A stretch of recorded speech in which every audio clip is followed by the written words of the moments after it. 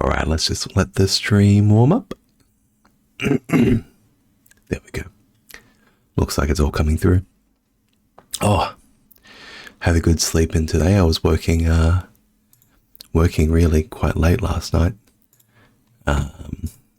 with a couple of projects being tight in the timeline, and then one of the projects that was meant to be very, very quiet kind of blowing up in a really quick way because of some people not understanding things, I suppose. But we're here. It's currently 11 a.m. and what we're gonna do, gonna play some Morrowind. Now, I do rather enjoy playing Morrowind with like an RP and with a lot of character depth. And I've got no sound. Is that just me? Let's create a new character. Let's call them Haall.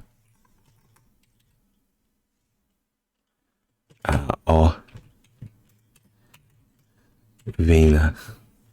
It's Halloween last night. Now I think there is sound, but I think my headset is simply not connected. So let me double check what's going on with that. I got a Bluetooth that says power on, connected. There we go. The guards. No, I can't hear the game. Let's just make sure the game audio is enabled. Everything looks good. All my keybinds look okay so far. Interesting.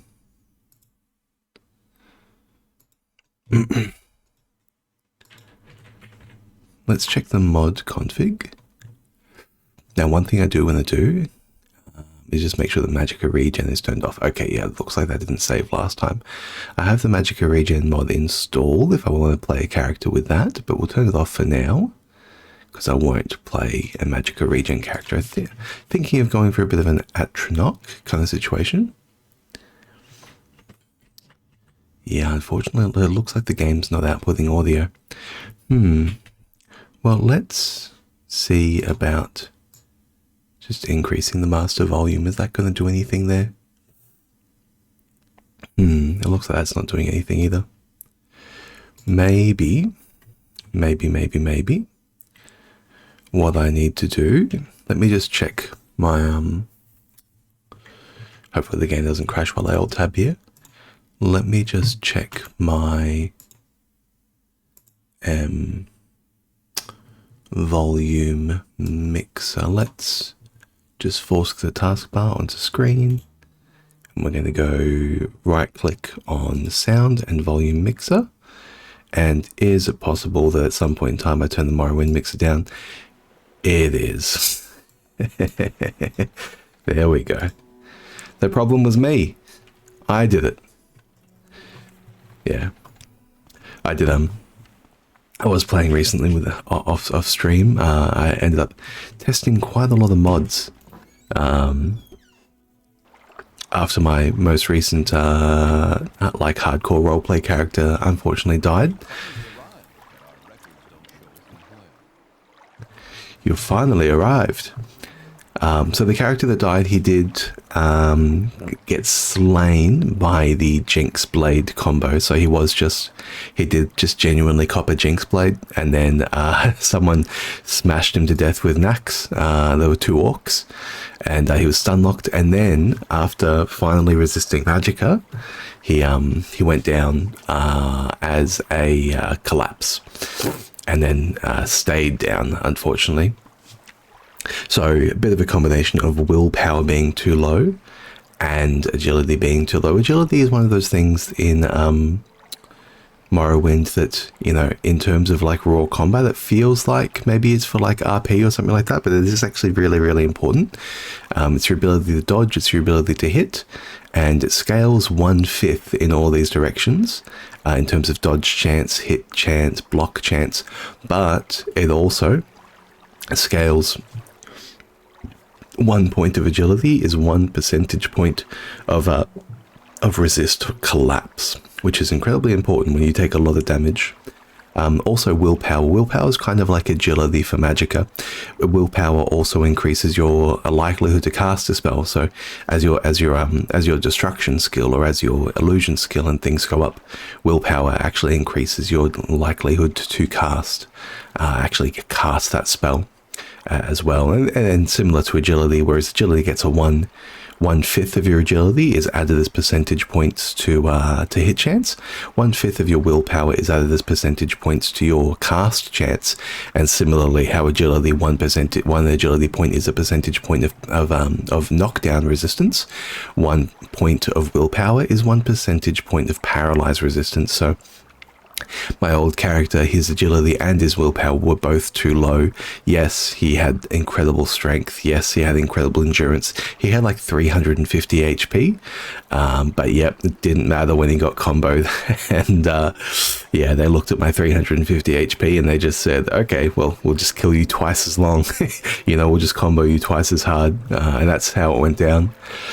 I'm thinking today I might play a character with a bit of an illusion bias. I've been intending to try out illusion spells a bit more. I think they are good. Sanctuary is a flat evasion chance, so like 10 points of Sanctuary. The base illusion spell is 10 points of evasion chance, which is equivalent to like 50 points of agility on evasion, right? So it's huge. Additionally, the illusion chameleon spell, I was having a play around with that. It seems to be better than like sneak levels. Like chameleon is better than sneak levels, as best I can tell. So like, 20 points of chameleon is better than plus 20 points of sneak. So one thing I was thinking of doing here was playing a character who can go in with illusion and be a bit of a stealthy bugger, and try and get some sneak attacks. Now, with elves here, they do get plus 10 sneak, but they also get plus 15 marksman. And when I was testing around some mods and played a little bit of a test character, I did notice that marksman only gives 1.5 times damage on sneak attack, whereas melee weapons give it 2 times. So what I'm thinking is I might use an actually good weapon, so not like sneak archer or sneak stealth blade, but like an actual weapon. So Argonians have plus 5 illusion, and plus 15 athletics, which is really, really great. They move really fast. Mysticism is something I'm interested in playing around with as well, actually. Maybe a high elf is the way to go. Weakness to magicka, frost, shock, and fire is pretty shocking though. You are just so much more fragile. Weakness to magicka, right? Like that increases your chance to be paralyzed as well. So resist fire on the dark elf starts to look a lot better. Nords have resist shock and immunity to frost, which is very, very nice. And Imperials, well, I suppose Bretons just have resist magicka and have a dragon skill as well. Maybe a Breton is Norther. Illusion and mysticism buffed. We have a little bit of extra restoration to get ourselves around as well. They start with a good number of stats. 50 willpower is really good to go. And maybe if I just buff up my physical attributes a little bit, we can actually take that through. What's the female stat spread like? So less strength, extra speed. Unfortunately, strength is a lot better than speed. Yeah. So we'll stick to a male character today. Let's get ourselves a bit of a fella going on. Now, what about? Not feeling that. That's not bad. That's pretty good. Ah, here we go. The mutton chops. With the mutton chops. We're starting to get there. Ooh. The definition of wizened. You know what? I think this is the look. I think this is the look. And let's get him going up top. Now, he's not been using the, the head and shoulders, I reckon. Ah, there we go. Yeah. Yeah, now this is a fine, trustworthy fella who will rob you blind. Great. I'm sure you'll fit right in. Yes, I'm sure we will. We'll make sure of it. So in terms of skills, now we do have the mule installed. We do have the mule leveling overhauler installed. So choice is yours.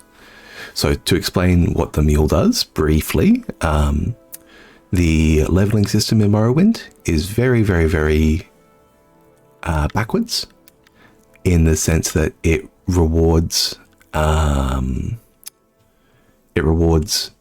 increasing your endurance incredibly early on, and it punishes accidentally leveling up in skills that you do not intend to level up at any given time. And so it actually creates very perverse incentives where you want to build your character backwards, where the skills you actually want to use for your run are the skills that you put as miscellaneous, and the skills that you put as majors and minors are basically just the skills which you can never accidentally level up, that you take a good spread in, so that you so that you can control when you level. So for example, you would take like something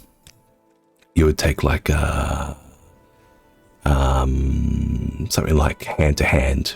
So when you want to level up speed, you can get training in hand to hand. Or you would take alchemy, so that when you want to level, you can just power level some potions and get yourself a level and some intelligence. And you would take like block, so that when you want agility, you can put on a shield. But then the rest of the time you can just take off the shield if you don't want block levels, if you're not going to level up agility. So I just scrap all of that. It's a leveling overhaul mod that just makes things linear. The more you use a skill, the more it levels up. The more you level up, the more your attributes grow. The more your attributes grow, the more total levels you get. And there's no like weird, wacky like endurance scaling for health. You just get like health as you level up, and extra points of endurance to give you extra points of health, but you don't need to go backwards. So let's check before we dive in, let's just see what flat classes there are, because I reckon there is going to be a class that gives me illusion and mysticism, and maybe a weapon as major skills. Assassin, alchemy is the spoil there for assassin. Bard has illusion, enchant, acrobatics, alchemy as well. Battle mage has axe and mysticism, which is but maybe a bit too staunch, maybe a bit too solid. Crusader, healer, knight. No, we're not really getting there with a knight. A monk, restoration. No, it's more like a speed, a hand-to-hand speed build. Nightblade, mysticism, illusion, short blade, unfortunately. Short blade and marksman. Okay, those are kind of the two skills I kind of want to avoid as weapon skills, actually. So we might end up making ourselves, unless rogue has axe, short blade, yeah, not quite there, not quite. Spell sword, long blade, axe, blunt weapon, no, not quite there. We are going to build something then. So we're going to go, I'm thinking either axe or blunt weapon, maybe blunt weapon. You do get a bit more spread on blunt weapons.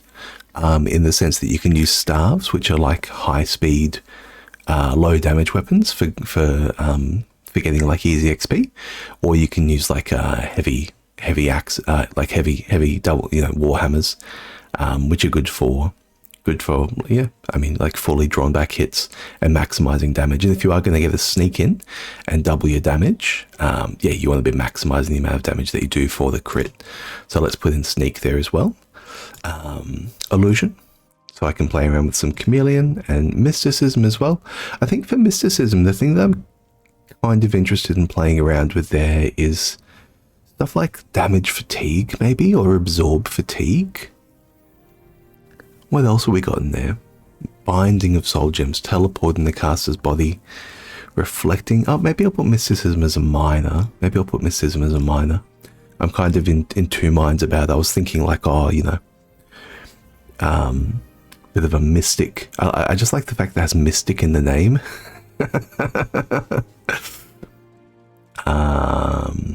And we want athletics, typically, for speed. Or do I put it as a minor? And acrobatics for getting around. Acrobatics and athletics are just incredible for actually getting around the world.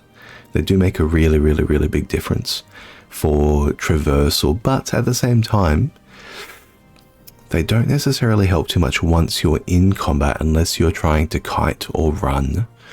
So what we're going to do is maybe take an armor class instead. Let's take a light armor class.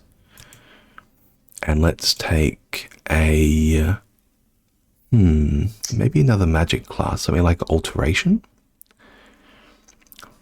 Yeah, maybe something like a mystic thief. Kind of like a... well, what's the phantom thief? Let's call him a phantom thief.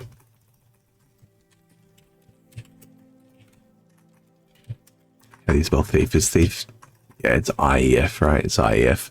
I put in EIF and it looked so weird immediately. It's like I immediately think it was bad.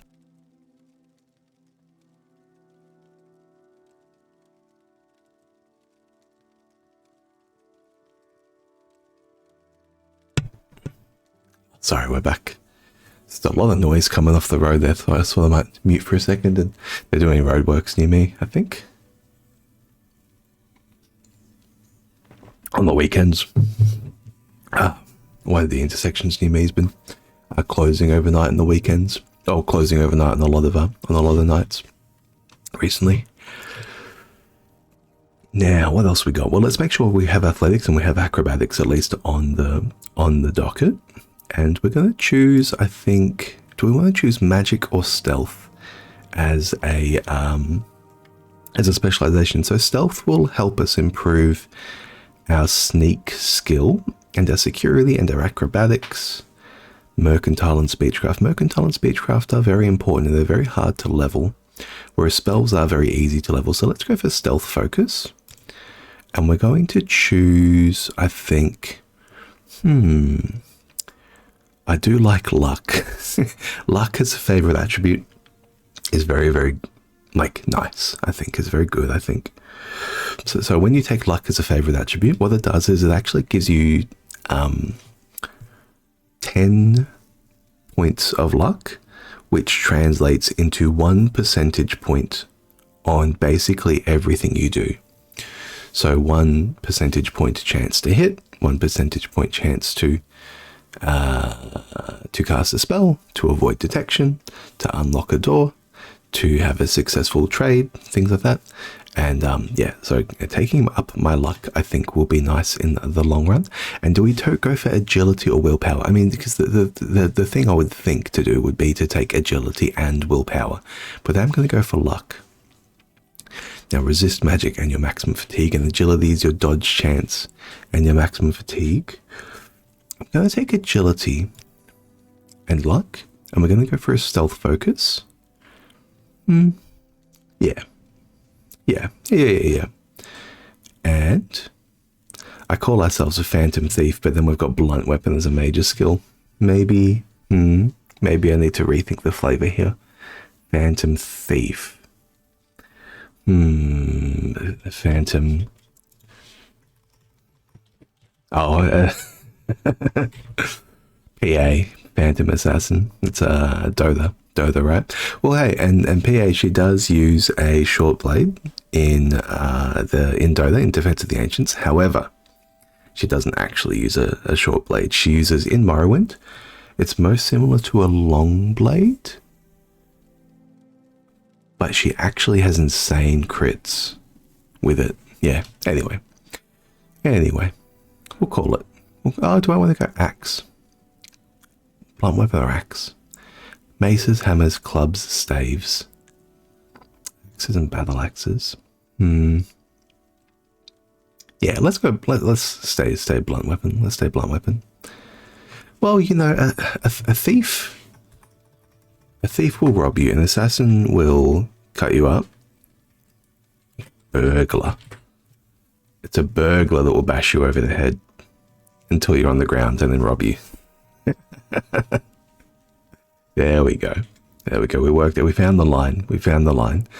What else we got? We're going to be taking mercantile so we can sell things. And what's left? Maybe unarmored as a last skill. Athletics, armorer, block, axe, conjuration. Did I get down mysticism? Yeah, I did get down mysticism. Maybe we have got illusion and alteration already. Maybe another sneak skill, another stealth skill rather. Marksman, mercantile, hand-to-hand, speechcraft. Speechcraft is the one that probably feels okay. Security makes sense as well. I think this is pretty much a flex slot. We'll go for security for flavor, even though I've already got alteration covering it. And yeah, let's call it that. That looks good, I think. That looks good. What would that be? So we are born under a certain sign. I love taking the lady. The lady is just actually 50 flat points of attributes, which is insane. I suppose if I'm going to go for a slightly more magic leaning build, it might be wise to take a magic spell, a magic sign. The Atronach is incredible. Maximum magicka ×2 and 50 points of spell absorption. 50 points of spell absorption basically means that you have a layer of 50% chance to, instead of copying a spell, to negate the spell, cancel it, and gain that much mana. So you mana drain. You have a 50% chance to mana drain everything, right?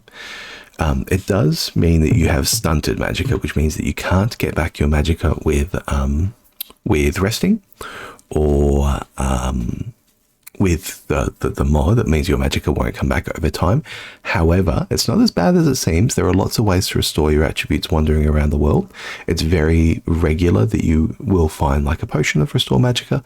It's totally normal that you will go to like a shrine to restore your attributes and to restore your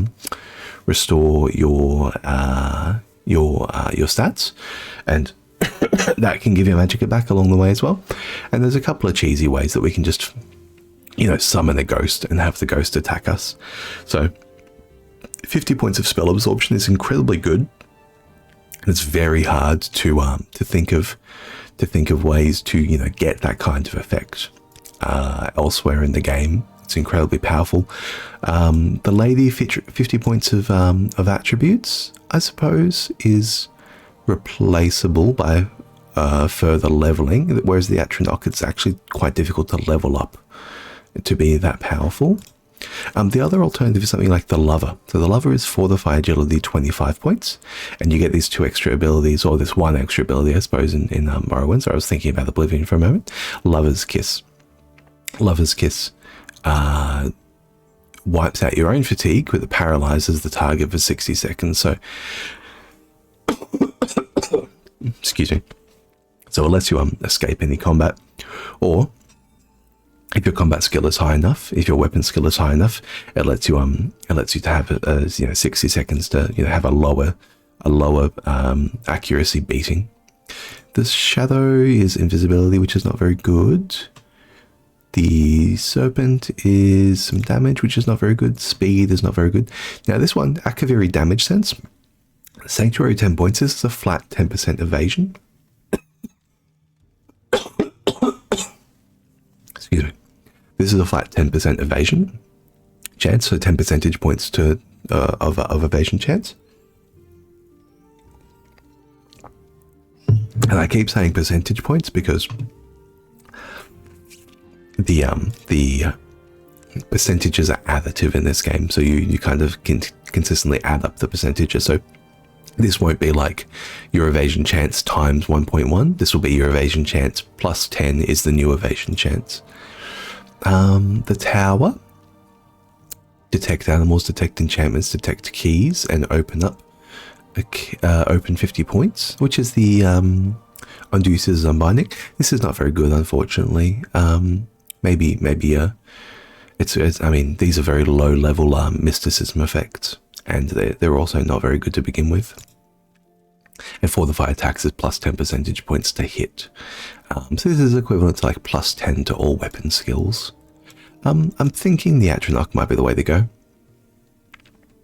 Just bearing in mind how my last character died. My last character died by paralyzing, and so you know that worm burn effect would give me, that's 50 points of spell absorb, would give me you know, 50% chance to absorb each of those paralysis points rather than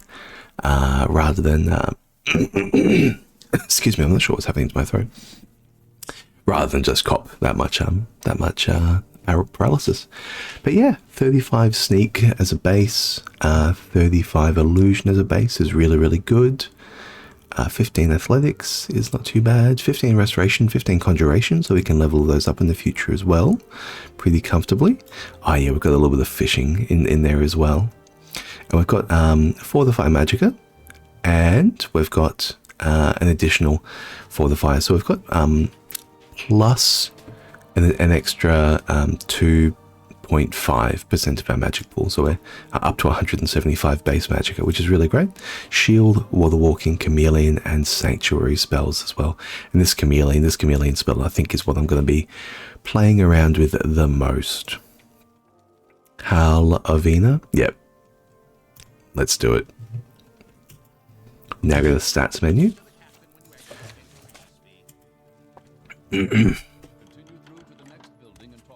Beep boop. Now, got our iron dagger here. Let's pick up some stuff to sell. So long as our character is a thief. Yeah, I'll just take the lot. I'll just take the lot. We'll give ourselves the plausible deniability that cleaner came through, right? Rather than just taking the expensive stuff. They took literally everything. The room was empty. The movers came along. They thought you were moving into the hut next door. And there's a little back room over here as well. How much carry capacity do we have? 103 out of 200. So we have a good amount of carry capacity. Got some buckets. I'll leave the buckets. They're stinky. They're stinky buckets.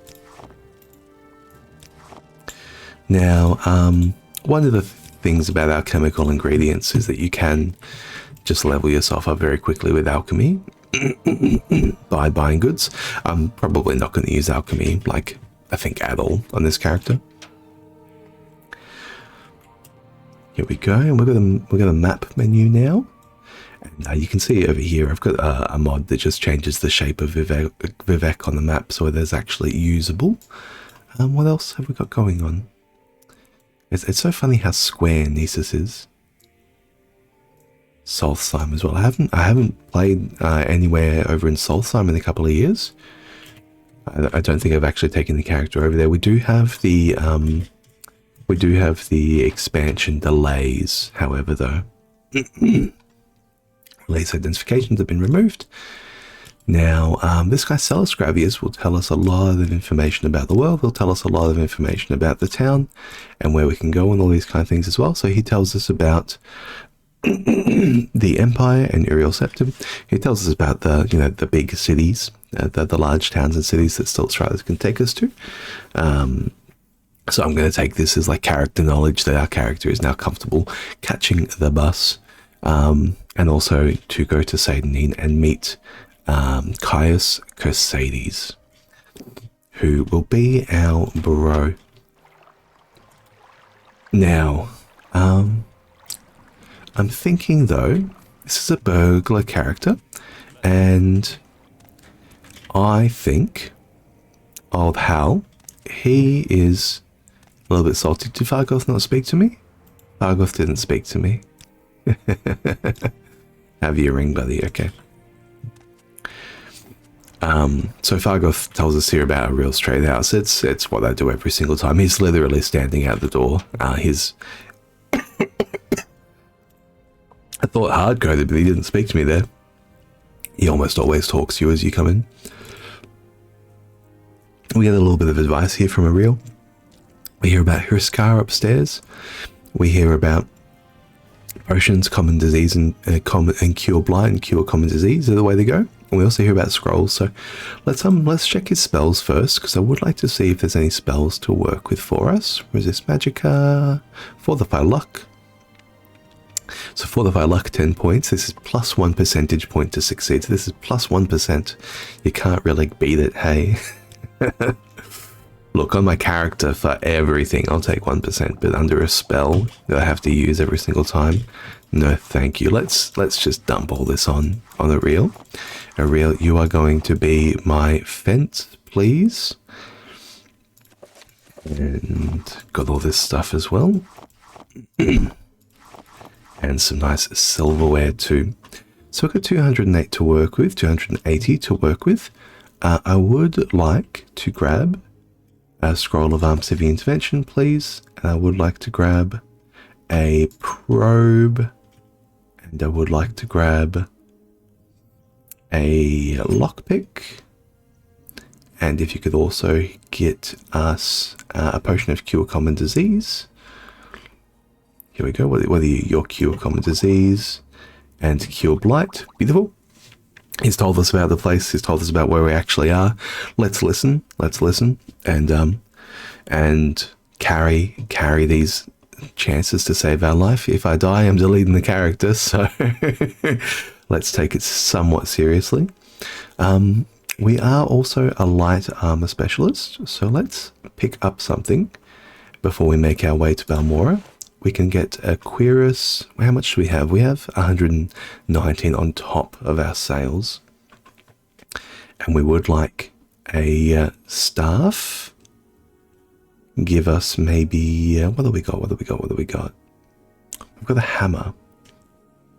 We've got a spear. We've got a hammer. We've got some axes, but we've got no staves. Unfortunately. I'll take a iron club. It's cheap. I'll get a silver staff. It's a light. We will take the silver staff, I think. And let's... Chitin boots weigh 6. I think we might still prefer... Oh, common shoes weigh 3. Common shoes weigh 3. They're not exactly that much better. Yeah, we'll take the chitin boots. Excuse me. Jesus, I don't know what's happened to my throat today.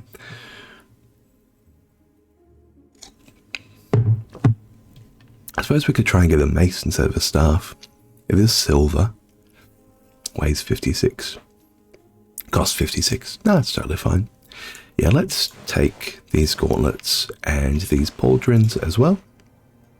And we've still got a little bit to work with. Anything here? We can take a shield. Take fur boots or a fur cuirass. What's that weigh? 9? These are... Oh, this chitin weighs 6. Chitin weighs 6. We'll keep the chitin, I think. And... Mortar and pestle. Do I want to grab maybe an extra scroll? Ondusius's Unhinging could be good. Divine Intervention could be good.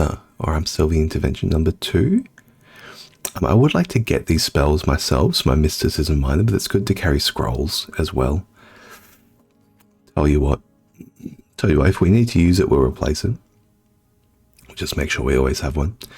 And with that, we have a little bit of mercantile skill. Let's see if we can get the cost down to 43. We are trading a lot there. No, you know what? I think it's done the thing where It's only basing it off the 57, not the total throughput.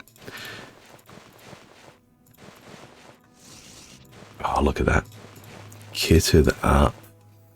Now we need a helm, we need some greaves, and a robe as well at some point. A real, I don't want these shoes. If I can please sell them to you. Thank you kindly. You had some new advice for us. Buy a weapon as much armor as you can wear and still run from trouble. Practice your skills. Don't practice on citizens. Practice on creatures and outlaws and anyone who attacks you first. When in doubt, run away.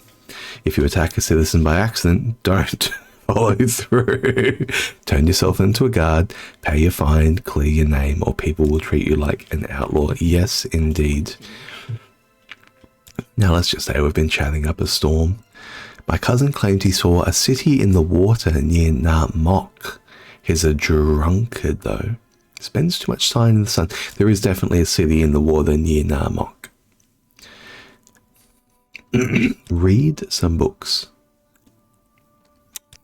Don't kill people. Getting good advice here. Excellent advice. Learn to read. Don't kill people. These are excellent places to be. Now, we did get told about Hriskar, and we also saw this note to Hriskar, so we can see, don't think I've forgotten our wager. I want this dagger sharp as a scamp's claw by morning. So we've already sold the dagger as well, but this is our fella, Hriskar. He wants us to recover some gold. He'd like us to find Fargoth's hiding place, I reckon. On a burglar character like this, we are going to follow through. Who else we got? We got Raflod the Braggart. How are you, Raflod? Now, he can train us in medium armor, long blade, and block. He's a braggart. I do a little of this, a little of that. You have to visit the House of Earthly Delights in Suran.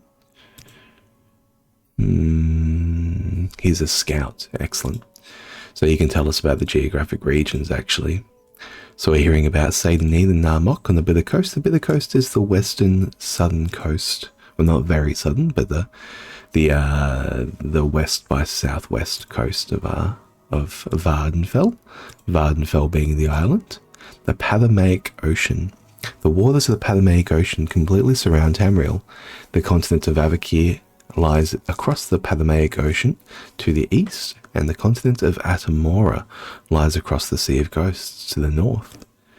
Incredible. I think a little bit of what's been going on behind the scenes of my game is that it's prepared for Tamriel Reborn. And I do not have Tamriel Tamriel Rebuilt installed, but that's why they're talking about, the Pathamaic Ocean and north of the Sea of Ghosts and things like that. Learn the law and the local customs. Get a copy of Law and Custom in Morrowind. Slavery is legal here. Foul murder is illegal, but if he strikes the first blow, you're in the clear. Yep, they go hard. The law here is essentially hands to yourself, elbows in. Did you hear that some fool lost the Mentor's ring? It's in a tomb along the Bitter Coast, or so they say. There's some neglected ancestral tombs around here. Locals don't like it, but you can find some nice bits. Ghost ancestral spirits. Guardians are dangerous. Well, we are a thief. I think that might be appealing. That might be appealing to our young fella. Alone's directions to Balmora have been added to your inventory. Oh, that's nice. Thank you, Alone. All right, I'll repeat what I said, but pay attention. Okay, I thought it was giving me new dialogue, but she thought she was giving all dialogue. There we go. So we're hearing about Ebonheart, which is the Imperial station. The local tax collector, Proceus Vitellius, is missing. We will end up finding Proceus, unfortunately, for him. Pelagiad. I like Pelagiad. Pelagiad is a chartered imperial village on the north road from Vivec to Balmora, right on the western edge of the Escadian Isles region. The village is right outside the Imperial Legion garrison at Fort Pelagiad. So we can walk through there on the way to Balmora if we so like. Or on the way to other fields of Kumu if we take a pilgrimage. Alrighty, well, we learnt a lot from everyone. Like, our map is going to be fairly updated here, yeah. So we've got our map covering Vivek here. We've got Balmora and Moonmoth Fort Legion and Pelasiad on the map. We've also got Caldera on the map and Narmok. And nothing too much farther north of that. But we also know that this is the Bither Coast region, this region of coast here. We also know it's littered with ancestral tombs and that we can go raiding them. Up here to the north is the Sea of Ghosts. We know that this is Solstheim. We know that this is Dagon Fell. And that all around here, this is the inner sea. We can't see it, but Tamriel would be right here. So it's actually not too far of a gap. I think with Tamriel rebuilt in the appropriate draw distance, you can actually see it. Yeah, it would be just over there. It would be just over here. So you would actually see the other side of Morrowind province across the inner sea. But lots to do. So we're going to have a look for Fargoth's hiding place when we can find it. We are going to, as well, do I want to war the walk? Yeah, we can war the walk around here. Oh my god, you're a voice actor. Oh, thank you, Kripa. No. I do a little bit of radio, but that's about it. Thank you though. Now let's go practice on some crabs. Now, I am interested in seeing what blunt weapon of 30 and 4 the agility gets us. I think we should hit about 1 in 3 of our attacks. There's 1 in 3. There's 1 in 6. There's 2 in 8. There's 3 in 12, which is close enough. Close enough. Now we do have some good advice to go look for these ancestral tombs. So let's see if we can. You can see there's a lot more foliage with the mod pack here than before. The mods I was running on the previous character I was running, not so much a missed opportunity. I'm not a very theatrical person.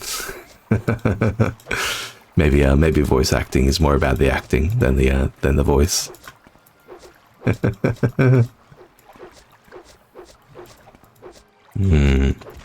Here we go. Okay, maybe I do want to get a few points of blunt weapon there. So every point of blunt weapon will be an extra percentage point to hit. And so in this kind of range of like 1/3 chance to hit, all the way up to 2/3 chance to hit, we'll fill those levels up really substantially. Oh, there's an absorb magic. You can see the scrib tried to cast paralyze on us. And so there was a 50% chance to absorb it, and we hit the 50. We're copying some hits there. But we do have a fella here, a poor fella, Processus Vitellius. Let's take the gold from his body and take the tax record from him. I'm interested in having a squiz actually. Tax records from Processus Vitellius of the Satanine Census and Excise Office. Ariel's the local trader, 450 drakes paid. That sounds about right, considering how much commerce we just did with him on a Tuesday morning off the boat. Drarin Thoralius, 200 drakes. Elderfield's a commoner, 130 drakes. It looks like taxes are flat and somewhat high. Thavara Adrano, 134. Foreign Gilnith, 225.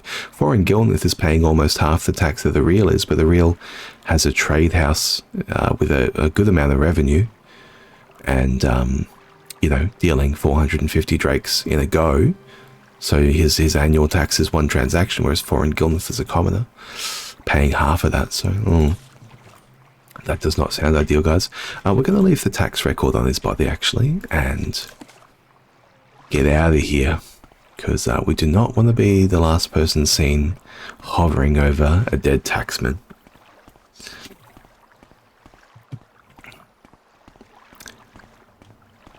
Yeah, so there's a lot of foliage out there. A lot of these mushrooms, they're not interactable. They're just like little extra bits that are strapped on, and a couple of extra things, hovering above the marsh and whatnot as well. I'm really enjoying the colours of the mod pack. Occasionally my frames are dipping a little bit. I do have a fairly old computer. I think I think Morrowind is kind of the 3D game that I'm gonna push the hardest with it. Other 3D games I can play, like Civ 6. I play a lot of Civ 6, and but mostly I play 2D games, like Slay the Spire and Balatro and things like that. And yeah, they'll have a fine time. There's a blunt level, perfect. We'll take it. I think there's going to be another crab over here. Yeah, let's see if we can get a bit more. A bit more XP. 3 hits in a row. You love to see that.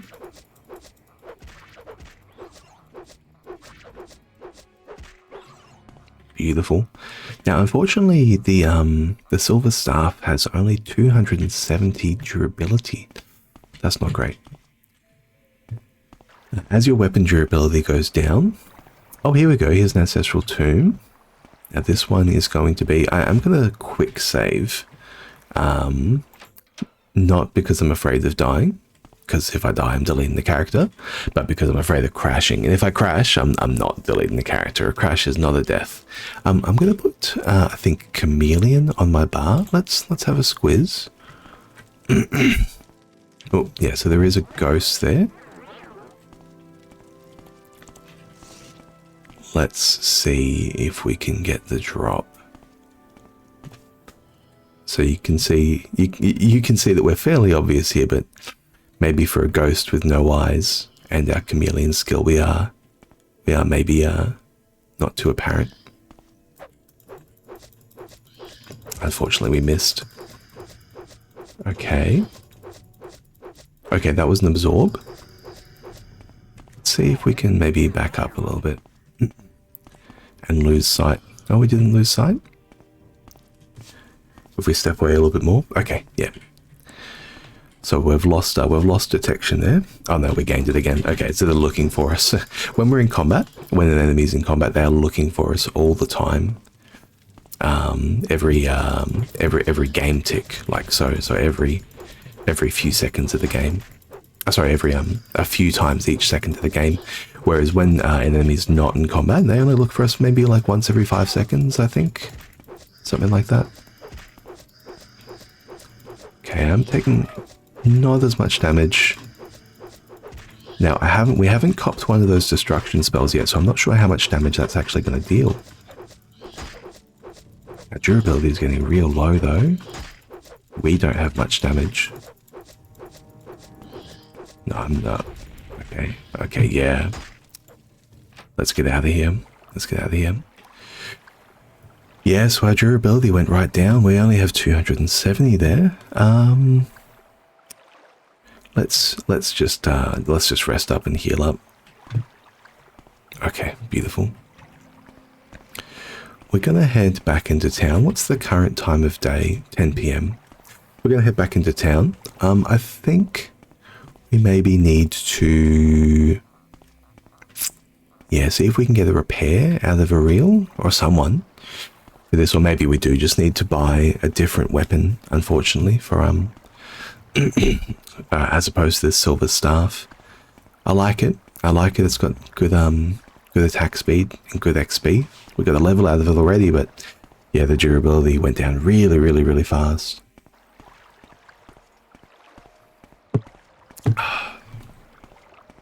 Oh, my coffee's cold. Okay.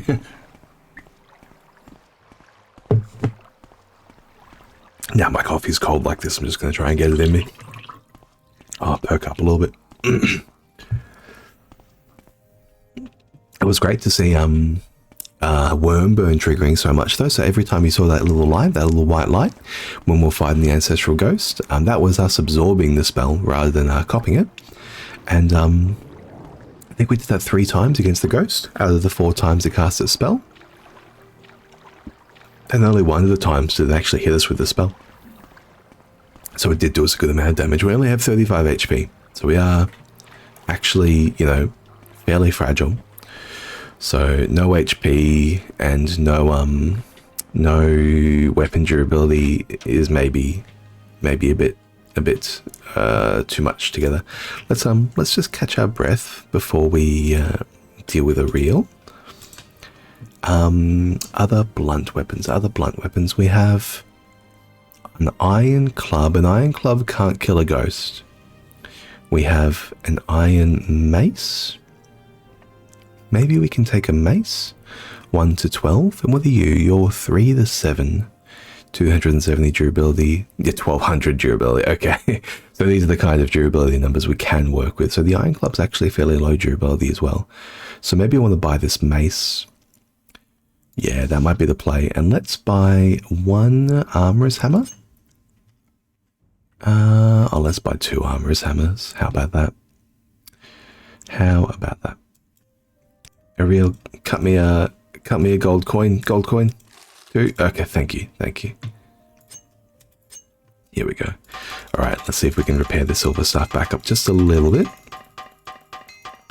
Just so we can finish off that ghost. Okay. Okay. That's not enough. Ariel, I'm going to need 3 more of those. I'll tell you what, I'm going to need 5 more of those. Oh, this is how much a silver staff costs. As our armor increases, though, it will be very good to be able to have it, though. Armor is strength stats. There we go. Okay. What did we end? Okay, we overbought by 1 hammer. Overbought by 1 hammer. That's okay. That's a-okay. Well, look, it's here. It's night. Let's pop up the lighthouse. Hriskar gave us the advice to pop up the lighthouse there, and watch Fargoth. So I personally know his hiding space is that little stump, but our character does not. So let's head up there. Now, also the murder of that taxman Processius Vitellis. This is the lady who is dating him. Okay, yeah. Yeah, we're not going to tell her about it though. We're not going to tell anyone we found the taxman in the swamp, because that would connect us to the scene of the crime. Let's rob her blind on the way out as well. We got some grief. Anything in here? No. Okay.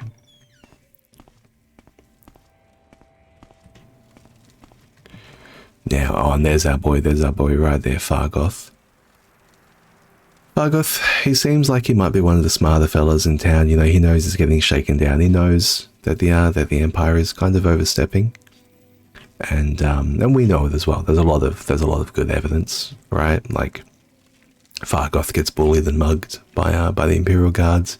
We saw in the tax record that like commoners living in these little shacks are paying half as much tax as a real with a trade house with like full full business. So not to say that businesses should be taxed more, but come on, like commoners are dealing in less than 10 GP a day, and a real is dealing with his full taxes worth in one transaction. So yeah, they seem very low for a real and very high for the commoners.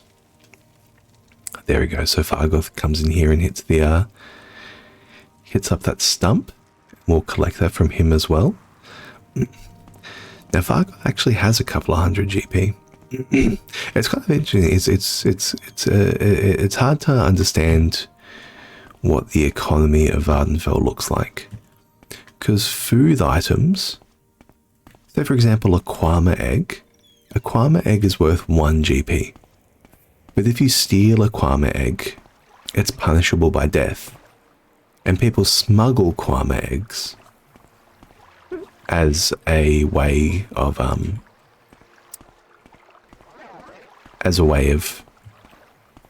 making money. So clearly, like, it's worth more to smuggle Kwama eggs than to work a legitimate job, right? Otherwise, why would people be smuggling Kwama eggs? But scrib and Kwama lava and Kwama eggs are each individually only worth 1 GP. Now Fargoth has 300 GP.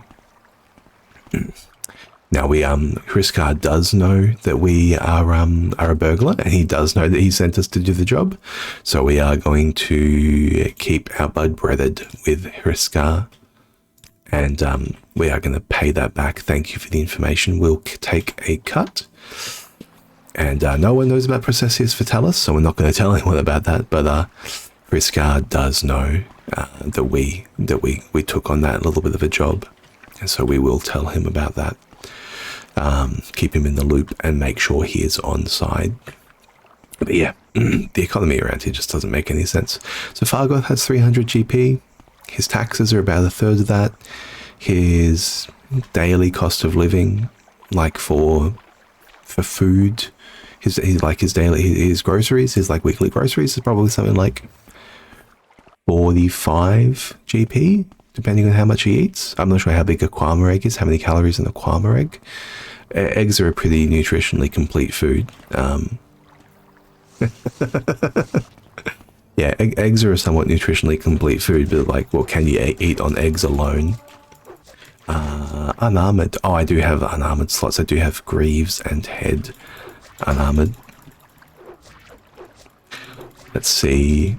Now I'm just spam clicking. I don't need more damage out of this out of these hits. I do want more XP, and more XP means more hits. Yeah, I mean, kwama eggs aren't nutritionally complete. If we assume that they have the same nutritional profile as eggs.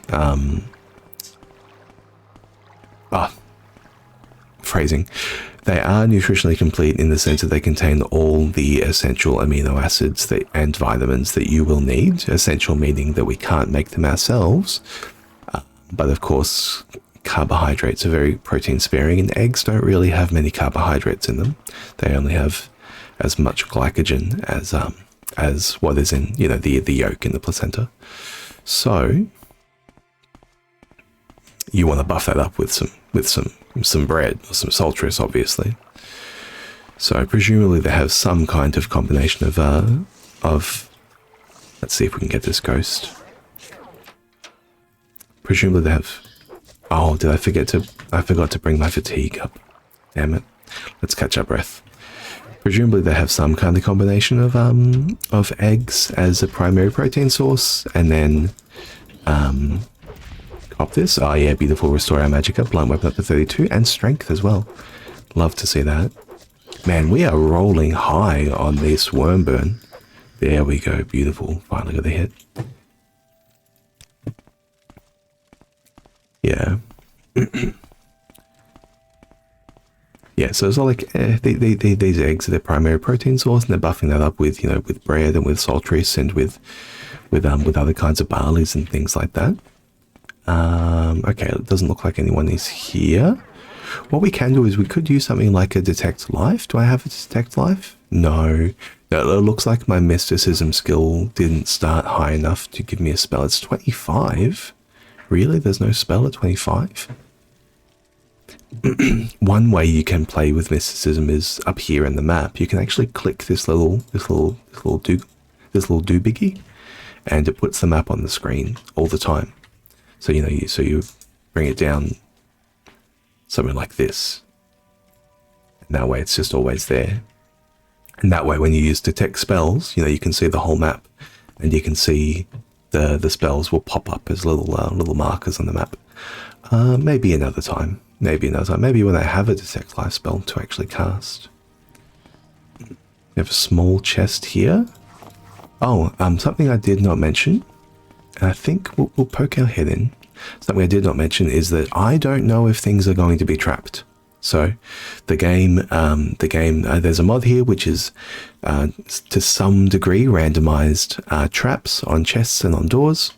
And I do not know. It also won't tell me. So this chest here that just says small chest, it could be trapped. Now, part of that, I can make a donation there. If I want to cure my blight, cure disease, I can also take these restorations to get my magicka back up if I ever get too low. But part of this is just going to mean that I do want to quick bind a probe, I think. So let's quick bind my silver staff, let's quick bind my iron mace, and let's maybe on like slot 6, let's quick bind a probe. Here we go. And on slot 7, let's quick bind a lockpick. There we go. Cool. no indication of a trap. And I am sneaking. Let's how much longer do I have on this chameleon? We're fine. Okay, it's another ghost. It's another ghost. Let's see if we can get the hit. We don't. Let's just get it down. I only took 6 hits. That's pretty good. Pretty good. We have a potion here for the fire health. And we have got a chest over here. Oh, okay. We do know this chest is locked. And the urn labeled Lawn Bryn. Let's. Okay, there was a trap there. See, it didn't say trap, but there was actually a trap there. And we have the Mentor's Ring. Fortify Intelligence, 10 points. Fortify Willpower, 10 points. And he can keep his ashes. Old mate can keep his ashes. So keys go through traps. So we use the key. Yeah, he can keep the ring. He can keep the ring. That's a-okay. That's a-okay. So yeah, so this one, the Mentor's Ring, though, 10 intelligence, 10 willpower.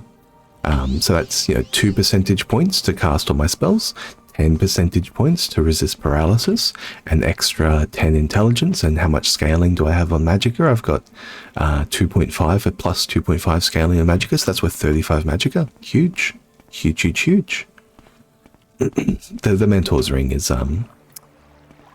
probably worth wearing for a lot of the game. We can wall the walking over here. I'm a little bit suspicious about doing that right now, though.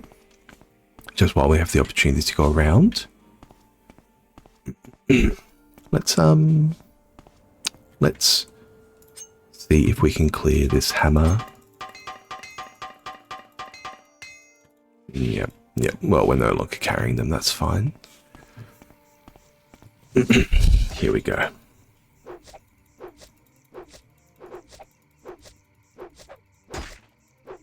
Man, I really need that XP. Come on, Kwama. Okay. Wow, 6. Only 6. 6 hits in a row. 6 hits in a row. Looking pretty good for now with a blunt weapon 32, agility of 40. So what's that worth? That's worth 40 percentage points. That's 6 hits with 40. Luck. 50 luck. 41. 6 hits with 41%. For anyone that's been playing the coin flip game. That's a pog. Okay. I did see a mod where you can pet the scrib. Sorry if killing the scribs is hurting anyone out there. I did see a little mod where you can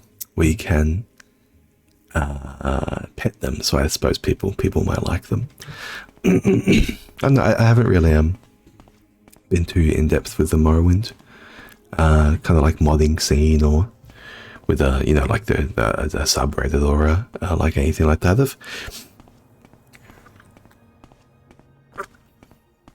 I've just kind of followed some guides here and there. The mod pack I've got installed, I did follow a guide for like an almost vanilla experience, but it's a fairly old, I think, fairly old guide, before one of the older Tamriel Rebuilt, updates. I should try to get a sneak attack off. I want to see that ×2. Let's see that ×2. Although I do need the XP, so maybe dealing more damage isn't the way to go. Light armor 36, love to see that.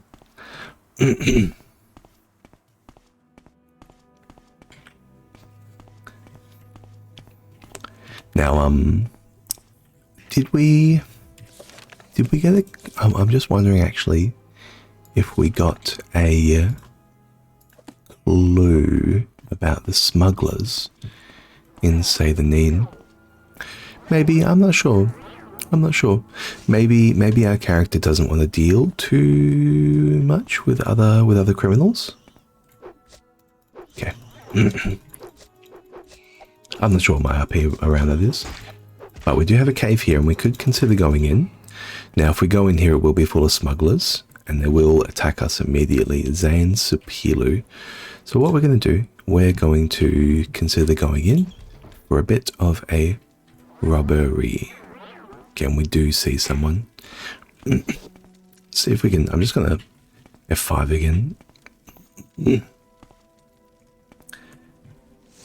See if we can get past him.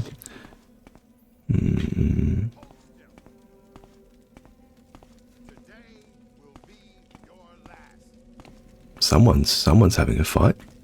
Calling out. Oh. No, they saw me and they immediately drew on me.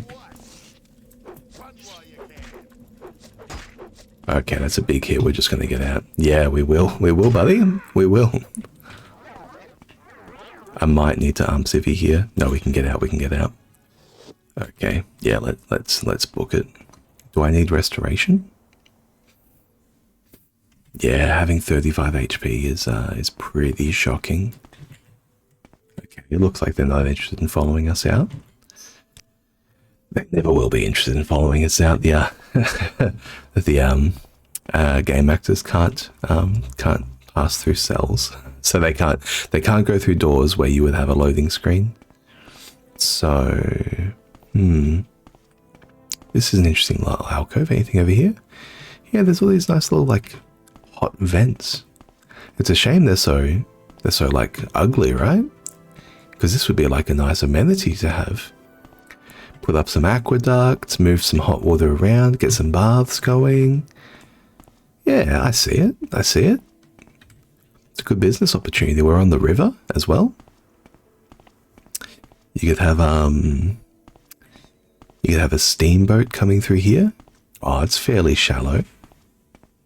You could do like you could do like, you know, Venice style. You could do the Venetian thing. You could have take this bridge, make it into a taller arch bridge, and rather than being so low down to the water, bring it up here. So bring it off here, and you know, this is a fairly high incline here. So build up a foundation here, have a bridge arching above, turn this into a portal, turn this into a gate. You can have like, you know, the Venetian style. You can do weddings, you can do marriages, you can have a hot springs. Yeah, see, you can do it, Vardenfell. You can do it. People can come across on boats from the mainland. I don't know what marriage culture looks like in Vardenfell. Does anyone have wives? I know people have mistresses. And if they have wives like the Telvanni, they have a couple of them. So maybe there's no culture around that to speak of.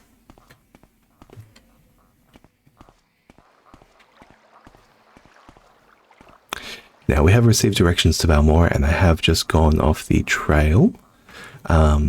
So we probably want to walk up the river instead.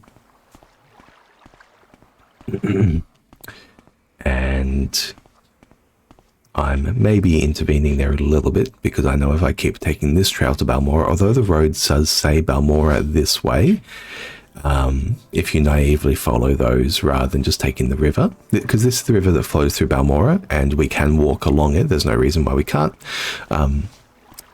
especially since we have water walking. So let's do it that way. You will run into a Nord who will kill you in one. One of my characters has died today, the Pilgrim character, who was doing well and got all around the world and, you know, had a great personality. It was a nice conversational fellow, and when he spoke to that Nord watching the bridge, he was murdered in one hit. It was incredible. It turns out I had the game difficulty up quite a bit higher than I needed to have for that particular character, and I did end up bringing the game difficulty down back to the default.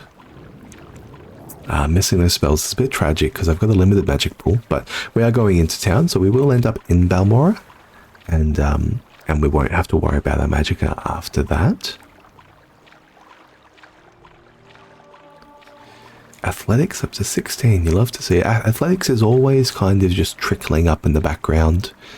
Every time you're running, you'll be getting a little bit of athletics XP here and there. We've got another bridge coming up ahead.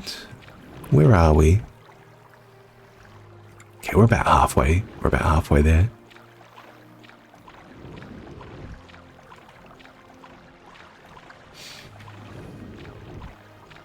Oh god, I'm missing a lot of these. Okay, that's fine.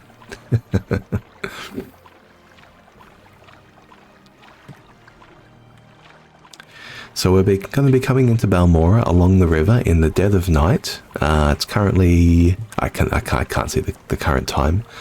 without being on solid ground. So we'll just give a miss on that information. But I believe that's a mine over there, and yeah, we are very, very, very close to being in town. Hello, old man with a screamer problem. Yeah, hello, hello, Caius. Happy weekend to you. How was the gym? Let me guess, you're working on abs today. Let's catch our breath before wandering into town. We don't want to look too suspicious. And I just did the thing where it changed the spell I have equipped when resting. I'm not sure why it does that sometimes. Love these stilt striders. I think there is a mod where you can get them a little bit of motion out of them, get a little bit of movement out of them, but I haven't been able to find it. And we're arriving in town at the dead of night. There are some people around. I think I would like to chat with a fence. If we can find a trader who is a Khajiit, yes. These are probably going to be the best kind of people to have relationships with.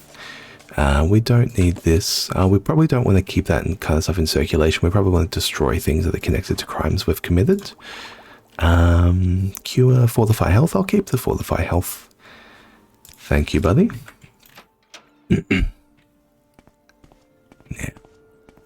Now we do have instructions to go meet Caius, and people will be potentially on our tail until we report. So let's report to Caius and keep up appearances. Oh, can we get away with a couple of days more of not reporting? It's currently the 17th, so we have been on Vardenfell for 2 days. They did tell us to catch the bus, so they did expect us within the day, so we probably can't avoid it any longer. We'll say we got turned around. I mean, I did get turned around and double back. Abs and your hairline day as well. Oh, beautiful. Yeah, look at that one right there. It's amazing.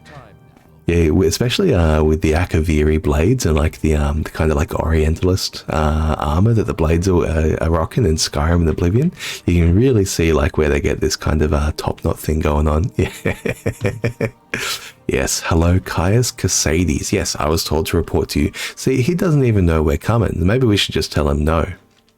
Now he knows my name, though. Yes, okay, here's the package. That means you're following my orders. Are you ready to follow my orders? No, mate, I would prefer to get out of here and come back when you're ready. Thank you, buddy. Yeah, I would prefer to vamoose, I think, if we can. We will definitely come back for the main quest at some point in time, but at this stage, I'm not interested. Oh, he's looking at me. I'm going to treat pilfering these boxes as a stealth exercise. People can't actually see us pilfer from any of these, but you know, we'll keep up the RP. Who have we got here? We've got someone. So for anyone dropping in, playing with a couple of different challenges, I suppose, or game styles. This is very much the way I enjoy playing. I've got a custom class called the Phantom Burglar. I was trying to think of a way to be a bit of a phantom thief, but I'm carrying around a blunt weapon, so a phantom thief or a phantom assassin didn't really feel right. Taken from a bit of old school RuneScape kind of vibe. If someone's going to burgle you, they're going to bash you over the head with something with a bag of doorknobs or a bag of nails, and that's what a blunt weapon is at the end of the day. So we are playing with illusion and alteration, kind of as like a lockpick and chameleon thief, with a blunt weapon for some nice big crits, and then on the back end we have just some regular support skills to level up with the minor skills. Not going for any kind of like massive leveling they grind or whatever. We've actually got the mule installed, quite a few mods installed. So magical regen is disabled, and we're playing as the Atronach as well. But most of these mods are very, very, very vanilla, or like some background kind of asset packs or things like that for running other mods. We do have fishing if we want to do a little bit of chilling out and fishing, and switch to the just chatting section on Twitch. We've also got some UI mods, like graphical herbalism and the HUD weapon charge. So if I've got an enchanted weapon, it'll show me the charge down there as well. You can actually see there's this extra bar, and that's my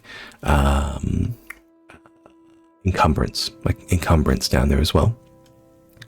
Main gameplay changes. There is a less lame leveled spawns mod here, so as we level up, we'll get a little bit of better spawns throughout the world, just to make it so that I don't need to, you know, go hunting for specific souls or things like that.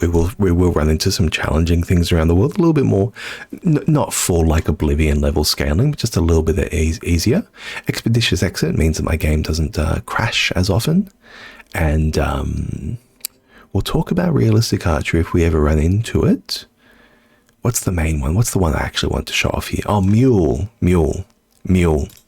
So Mule is a mod for anyone who knows how Morrowind leveling works and has played like a maxed out character before. Leveling is incredibly tedious, involving, you know, using training basically at every level. And if you're playing vanilla Morrowind and you want to maximize your levels, and also make sure that you're not overcapping and limiting your maximum level that you could ever achieve, you actually have to build your character as weak as you possibly can. You know, you gain 1 level per every 10 level ups of your major and minor skills. So if you think about what your character can maximally be, then if you start the game at level 1 with like 50 Longblade from 50 to 100 can only give you 5 levels. Whereas if you start the game with Longblade of 10, Longblade 10 to 100 can give you 9 levels. So rather than creating a character that is good at things, you end up creating a character that's bad at everything, and then you know, using a spreadsheet to track how you're going over time. So the Mule just says, you know, all of that, get stuffed. We don't care. We want to just do the thing where if I use the skill, I get better at it, and it actually also makes attribute governance a little bit more important as well, because typically the way it works is that for every 10 levels for every 2 levels governed by an attribute that you level up, in between character leveling, when you character level, you get potentially +1 to that attribute if selected in the character level, up to a maximum of 5. So the short way to say that is, you know, if you want 10 strength, you have to level 10 weapon skills in the level. Ooh, restore willpower. Ooh, a good potion there. Okay, just take the light stuff and move on quickly. Beautiful.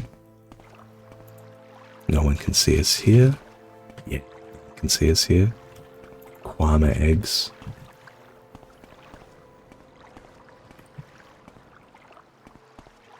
Okay, the guard has moved on.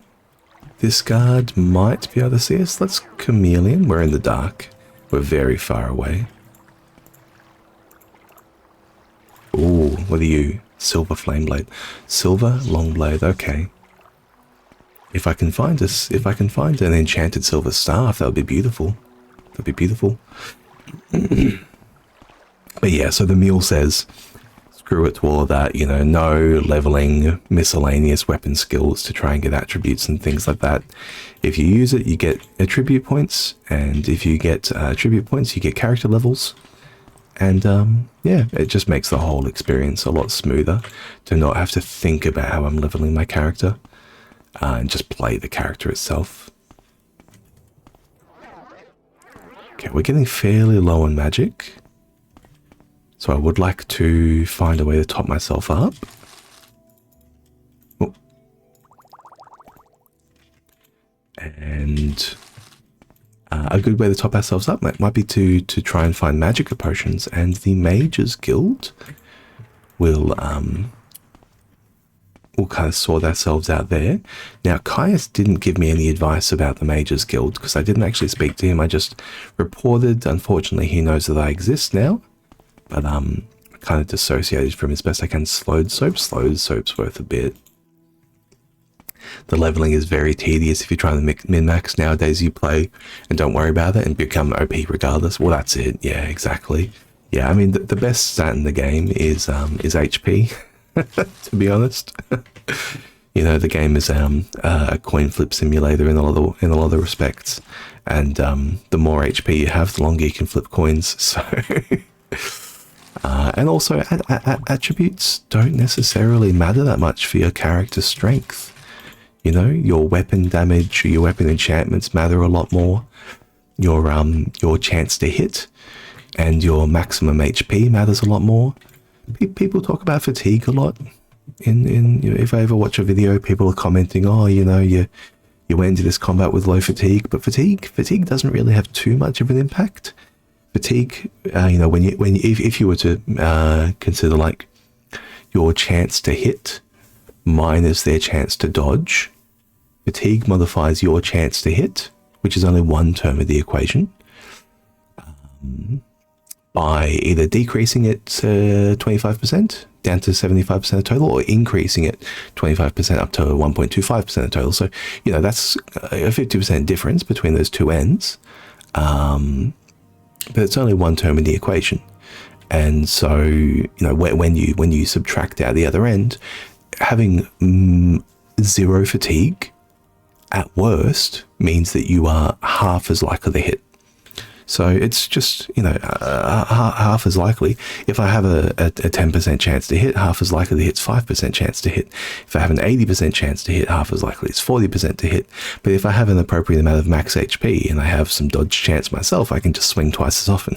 You know, it's not a big deal at the end of the day. Restore luck. I will keep this restore strength, and this restore, I'll sell the restore willpower, restore intelligence, and fortify health.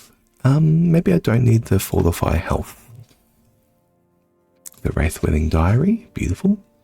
And yeah, I think I'm going to try and destroy some things as well. We've got a guide there. Now, what's he selling? What's he selling? Have you got any greaves for me? Have you got any light greaves?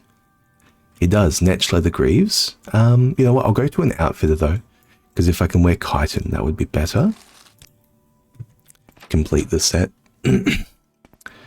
But yeah, truthfully, by the time you reach character level 6 or 7, like, the main quest, I think he wants you to be character level 3 before you kind of go on with a lot of stuff.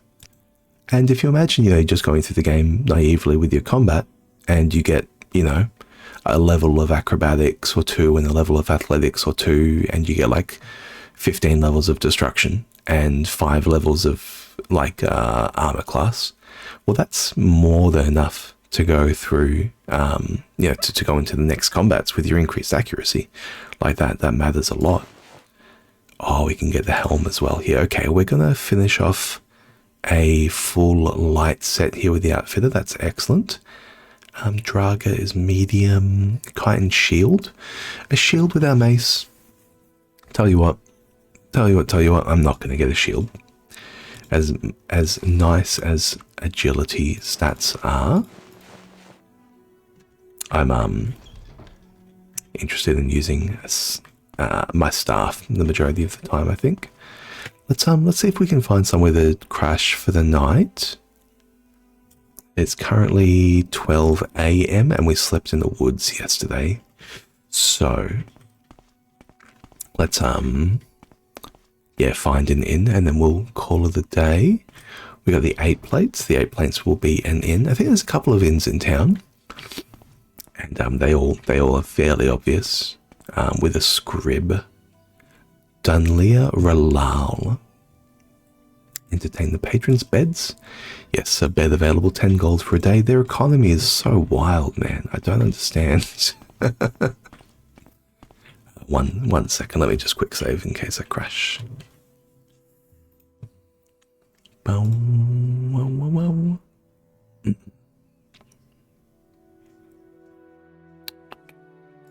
There we go.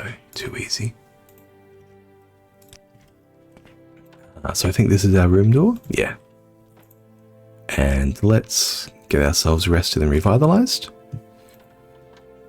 All right. Now today we want to find some more capacity. I think to go out and wander the world. We know, our character knows. Oh, sorry, I didn't actually explain the way I'm playing the game. So hardcore, if my character dies, we are dead. Full stop. Character deleted. Unguided. I'm not looking anything up. Everything is off the riff, off the top. I know a lot about the game. I know a lot about the game mechanics. I know a lot about how the systems work. I don't know too much about like the characters. I've not really played. I think I've maybe played a couple of the houses once and some of the guild quest lines a couple of times. But the mechanics of the game I know fairly well. But also character knowledge only. So I'm going to do my best to only know things that my character knows. And Ranus Athris here is willing to let us join the Mages Guild. So we're going to hear about the Mage's Oath. Perform any duties assigned to you by the Masters of the Guild. Learn from them and grow strong. Always share your knowledge freely with other guild members. Never strike or steal from another guild member. Does that appeal to you? Yes, I would like to join. That sounds fine. So having some people to run with. Obviously, this is a Mages Guild, not a Thieves Guild. Oh, I went to Caius without going to the corner club. So that's something I did, right? So I broke the RP because we're not meant to know where Caius lives. We get directions to the corner club. But we are interested in doing a bit of a job, and hopefully those jobs can get us out and about there in the world. Now she tells us to speak with Ajira. So let's have a wander around for Ajira, and we do get this Mages Guild supply chest, which has a scroll of Civi, cure diseases, restore magicka, fortify willpower, some soul gems, and some books to sell. So we will definitely find a vendor for those. And she asks us to speak with Ajira, so we can just have a chat around with everyone and see if we can meet Ajira. We've got somebody wandering the floor here. Esther Dalin. How are you doing? I'm a recent joiner. The guys who make the real money are the tax agents and the bureaucrats. Yeah, I saw. They take their percentages off the top. The Mages Guild is a professional organization chartered by the Emperor that promotes study of the arcane arts. It's where to go for wizards for hire. Let's see what spells she has. So she's got conjuration spells, burden, earwig, feather. Feather's a good one. Paralysis is a good one too. Paralysis can potentially get us out of a tizzy, so let's grab it. Feather, I'll probably... Oh, feather can help us move some goods. Feather can help us move goods if we end up carrying a bit too much, so I will take that one as well. Okay. And we've got here Moraine Dren. Loyal citizens of the Empire in Balmora. Other Dunmer, the House Redder and Telvanni, devout temple goers and Ashlanders are less enthusiastic about the Empire, I can imagine. You don't need to be a wizard to cast a few spells. Well, that's why I'm here. I'm certainly not going to be a wizard about it. But what spells do you have? You have buoyancy. I have water walking already, so buoyancy is fine. Calm humanoid. Calm humanoid could be a good one to get us out of some trouble. Charming touch. 2,000 gold. Yeah, he knows that one is a popular one. Ondusius's open door. We will grab Ondusius's. We will grab, I think, levitate as well. Water breathing or levitate. We can afford both because I can go make some sales. So let's grab water breathing and let's go make a sale and we'll come back for levitate. I probably don't want to sell the Mages Guild stationery back to them. So let's pop out. Let's chat with Ravir.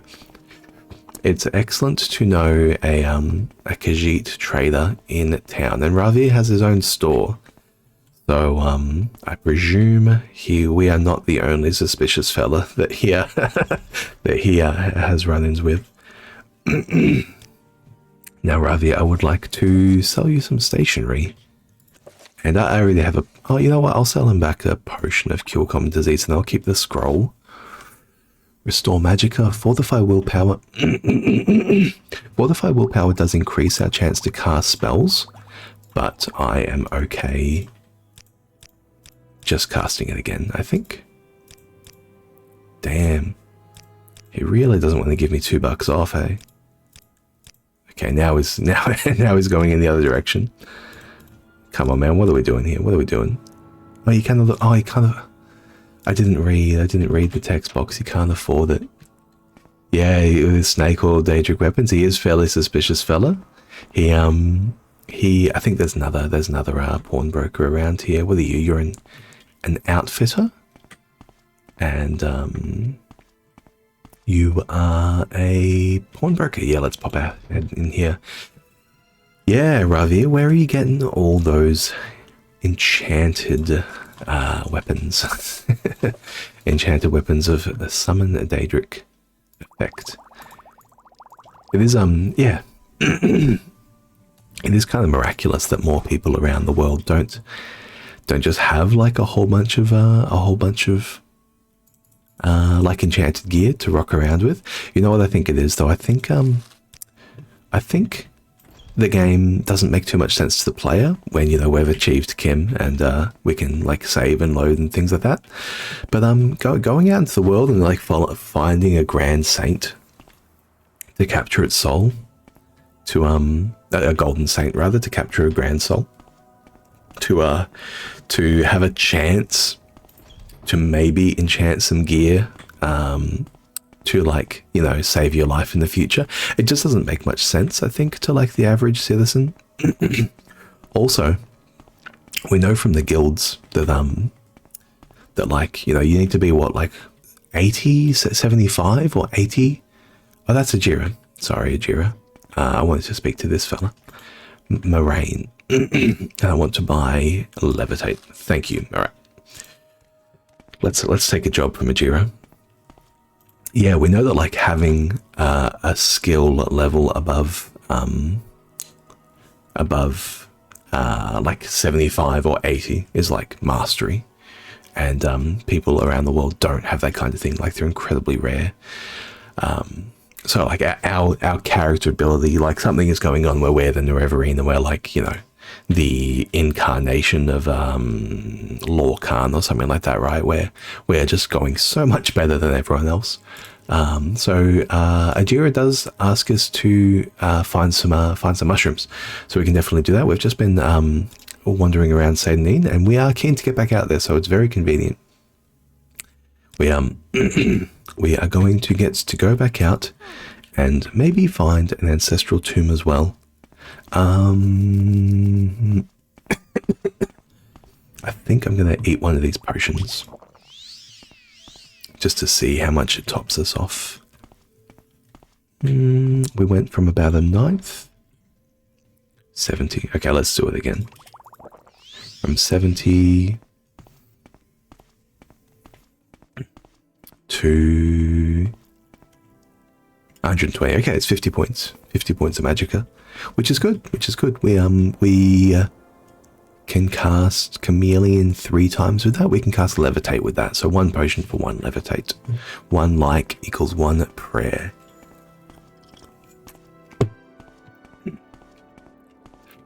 How do you do the Huey? Alright, let's get back to Sydney. We ran down the river last time, and we did see that the swamp went up a bit further along. So maybe if we just head east, that might be the way to go. We don't actually need to go to Sydney, actually. Although it would be nice to rob the excise office.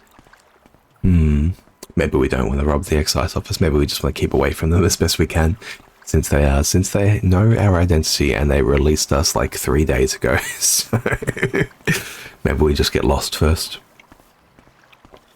But yeah,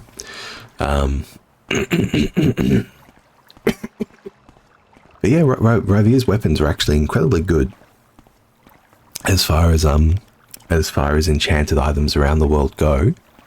And most of the enchantments that are placed in there in the game, if you were to try and make them ourselves, they would probably take like a greater soul gem. So something is happening there where, like, the vigilance of Stendar, right? Like the people who go out in the world and find Daedra and kill them, and the necromancers hold up in their dungeons, like summoning Daedra.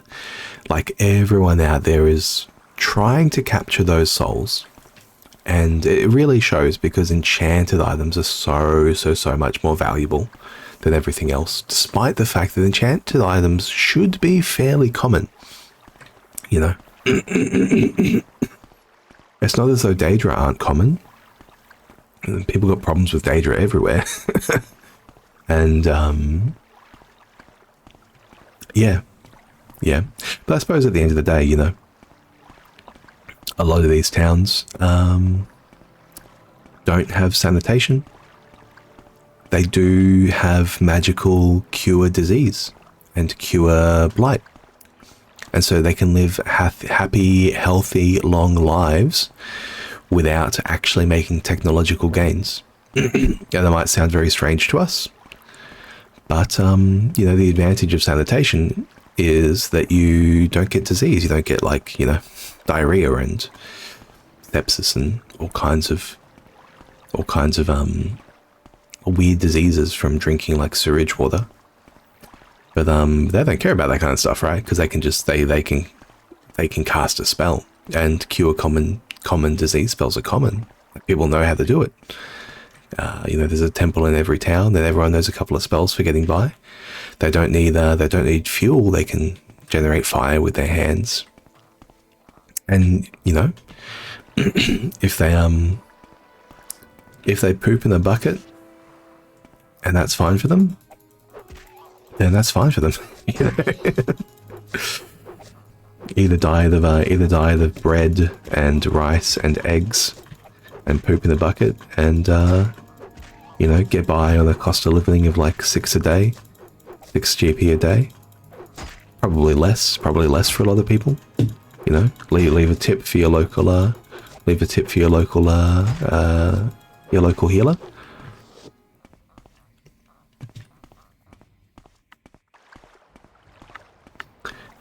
And I imagine commoners might be good with like a spear, maybe, right? Because they have brooms and mops, and they have to deal with,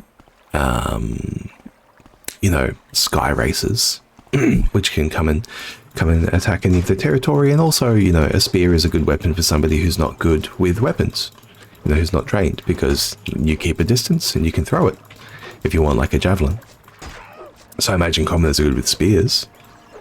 And maybe that's like the commoner build. Maybe that's the way that the majority of people live their life on Vardenfell, with some athletics and restoration, with a spear skill. I mean, it's interesting that anyone bothers with security, right? Because you can always just cast a lock to undo it. I suppose maybe it's a bit of a faux pas to know how to unlock a door with a spell. You always wish the game had javelins? There is a mod. I do have a mod installed. Not for this character. Now where is it? It's going to be here on the list. On the list. Is it on this list? No, so this list contains mods that do have configurations to them. So it's probably not on this list, but no, return, not exit. I'm so used to clicking exit the menu. Let's maybe think about healing up a little bit. I took a little bit of damage there. Now we do not want to face a fellow on the road because we are a burglar and we know what we would be doing if we were standing around on the road. So let's get around that fella. I know he actually is a thief and a burglar as well. So I'm gonna just suggest that my character has the wherewithal to know them, that an armed man standing on a bridge, you know, at 12 noon on a working day is not the kind of fellow that you want to be around, especially with no other workers behind him. Because it would be one thing if he was directing traffic and, you know, there was a local ordinance and they were working on the bridge. You know, bit of road work situation going on. I ain't seeing no road work, so. But yeah, there is a mod to carry javelins. They're one-handed spears. They have the thrust moveset. Oh god, I'm going to scroll. I'm going to scroll. Jesus. Oh, we get attacked by dogs. Oh my lord. You know what? I missed an RP beat on going to the Southall Corner Club, so I'm going to go there and we're going to join the Thieves Guild as well. Yeah, the Javelin mod. I haven't played with it yet. I've just installed it. One of these days, you know, maybe even after this character takes the L, I'll play like a hoplite build, right? You can go like light armor or medium bone mold armor, bone mold tower shield, with one-handed spear. Now you're not going to be part of a phalanx, but you are going to be feeling good, because I love that in Dark Souls. I love that in Dark Souls, being a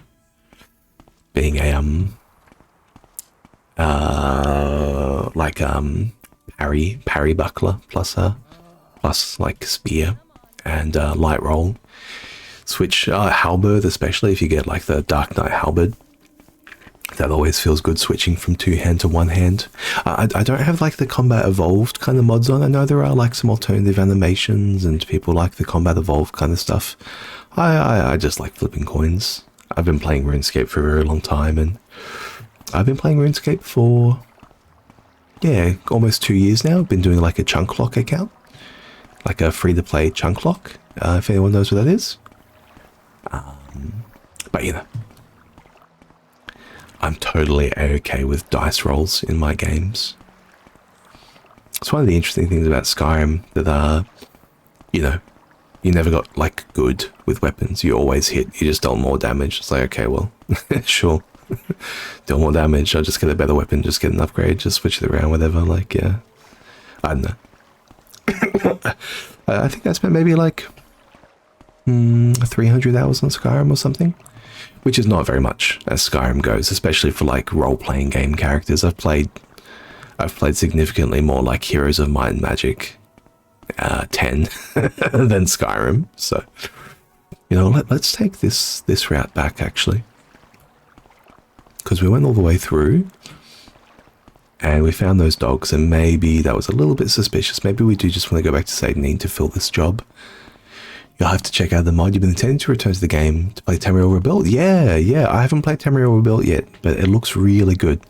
It looks really good. And like that, I suppose the beauty of like a lot of the mods that are available is they just improve the little things about the game that keep it feeling very, very vanilla, but also just bring it along in the years and bring it up to speed with, you know, what your devices can do now. And some of the things, excuse me, some of the things about the mods around that you can see. Well, that's a mine. That's a mine. Let's have a squiz. Is this Kwama worker going to attack us? No, a Kwama warrior might. An egg mine. Egg mines are filled with people, and the best thing we can steal from there is eggs or their stuff. So we'll give it a miss. Excuse me. Yeah, a lot of the mods that you can find out there, like I feel like a lot of the older mods, you know, importing Super Saiyans and, you know, One Punch Man and that kind of stuff. You know, sure, it's fun. But over the years, definitely like people who love the game and love the vanilla game have put a lot of work into Nevracer Draylor. Hello, darling. You've lost your way. You cannot find the holy place for which you're searching. The fields of Kumu. You're on a pilgrimage, this holiest of places. You've seemed to have lost your way. Surely you know this area better than I do. Look, I don't know the area better than you. But I did... Do I know anything about the fields of Kumu? It was there that Lord Vivek met a poor farmer whose only guar had died. The farmer could not harvest his muck sponge without his guar and could not provide muck for himself or his village. So Lord Vivek removed his fine clothes and laid them aside and toiled in the farmer's fields, acting as a beast of burden until the entire crop was harvested. It is at the fields of Kumu that we go to pray for the same humility Lord Vivek showed on that day. I'll mark it on your map. Oh, thank you. Beautiful. Okay, so we do get the map marker here for the fields of Kumu. It is on the road from Pelagiad to Suran, so it should be okay actually. I do have a better escorting mod, so she will run fast, and if she gets sufficiently far away, she will teleport to me as well. So thankfully, like, I won't be pulling my hair out. Like in the base game, I say no to like escort quests all the time because it just ruins half an hour of your time. We're going to take note of that and come back and rob that later. Oh, that looks good. Okay. Yeah, but look, a woman that's lost on the road in the middle of the night. Let's not mess around and get her where she needs to go. We're a burglar, not a murderer. Here she is. Yeah, you just saw like that little teleport there. She disappeared and appeared beside me. So every, I think, 5 seconds, like the game's gonna. I think it might use. Talking about modders, this is a really clever thing. I think that the modder used her detection of me, and if she can no longer detect me, she teleports to me. So that's cool. That's a great idea. And sneaking and detection triggers every 5 seconds in the game, so she only has 5 seconds to drown or something like that before she teleports back. Man, we got another woman on the road in the middle of the night. What's going on, ladies? What are you doing? What are you doing? Mary. See, and you met a bandit. You must find him. I was walking along here, minding my own business. Suddenly, a bandit jumped at me from behind. He was a dark elf, a strong, dashing dark elf. Oh, darling.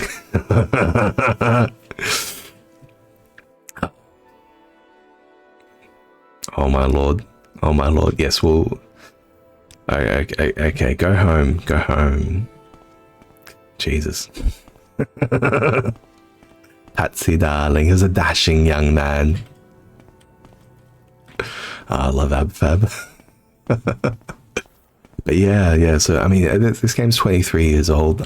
Look, like a lot of people who like this game have had the chance to become, like computer developers and app developers and graphical designers and things like that. And they have just modded this game to hell in the ways that they like it. And Tamriel Rebuilt's one of those things as well, right? Where, as best I can tell, looking at the demos and looking at the reviews and things like that. I haven't played it myself, but they've gone really, really true to form. Really, really true to form in the flavor of the game, Someone sat down and read all the in-game text and all the in-game books and said, oh, okay, well, this is how it works. And they collected as much as they could from Arena and from Redguard and learning about the cultures, and it even has like the other beast races and the other elf races and things like that. So it's really, really, really cool. We got a rat over there. Unfortunately, I still have my scroll. I still have a scroll of Civi intervention. Okay, so we can get out if we do so need to. We're just going to catch our breath before we go any further. Now, after our run-in with those dogs, I think we are just being a bit more wary. We have this sanctuary and this paralysis spell. Maybe what we should do is equip our paralysis. We'll equip shield. We'll equip shield in case we do need to use shield first. And I'm just going to say my character's on edge. I'm a little bit on edge as well because I know there are Kagudi around here. And with 35 HP in light armor, I know Kagudi can 2-hit me. So they are really, really, really dangerous. And they look dangerous as well. They run at you like a tank with a pair of cleavers. gonna shear you in half like some, some yokai coming through the walls to lop you apart. So they are spooky things. There's the shrine. There's the shrine. Oh, I gotta put up a short, actually. I gotta put up a short. One of my characters, my pilgrim character, did the same escort quest and she died here at the shrine. And that'll make a good short, I reckon. Thank you for your help, Halovina. Here's payment. I promise you, may all of your travels be safe. Yes, you too. Don't get eaten by a Kagudi, please. Okay. There's our good deed to the day. To wash away our karma of being a burglar. People are adding value to stuff by putting souls in it. So I'm sure we're relatively low on the threat level as far as gods of justice and punishment are concerned. But yeah. And yeah, I really enjoy all the little mods that come along the way as well. Somebody said, oh yeah, I do want to be able to one-hand a spear. Hey, I do want to be able to get some different animations on my combats. Even if I use the same mechanics, just give me some different animations. Or I do want like a better third-person engine. So it's good to it's good to see people kind of taking the game's inbuilt mechanics and then taking the fluff around it and just running with that. Of course, it's a representation. When you see your 3D sword swing directly into their into the character model, and it doesn't it breaks my immersion. It's like, okay, well, this isn't actually the game world. Running from one town to another in 4 minutes breaks my immersion. You try getting anywhere in 4 minutes. It's a representation of a game world, so. But got another mine over there. Let's see if we can head back to that tomb, because we have had some success with our silver staff in the tomb, and I would like to give another shot maybe. Let's see if I can also swing this a little bit better, get some XP.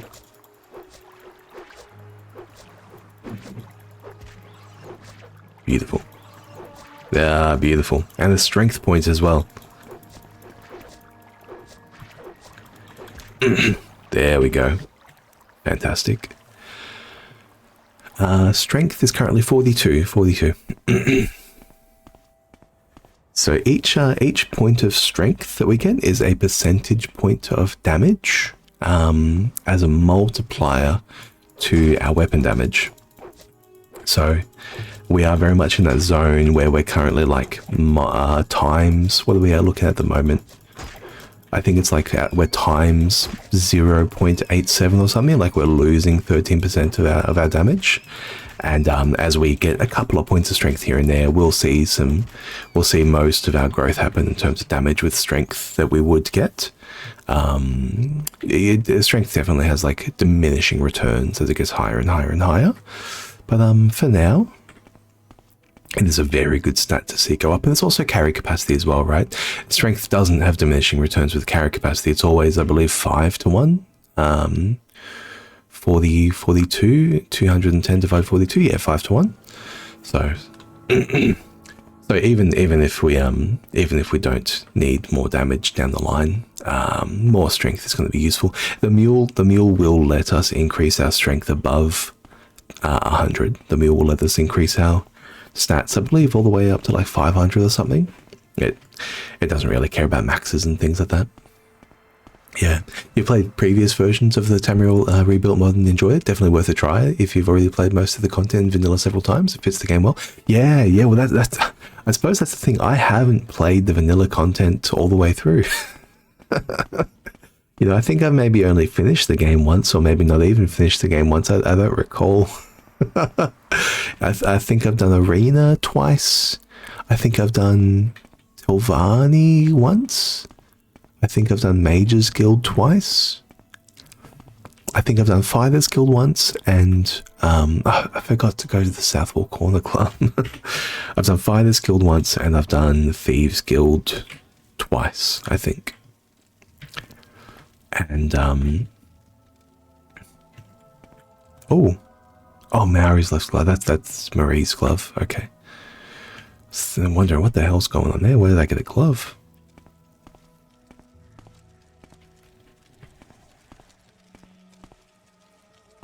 Okay, that's a locked door.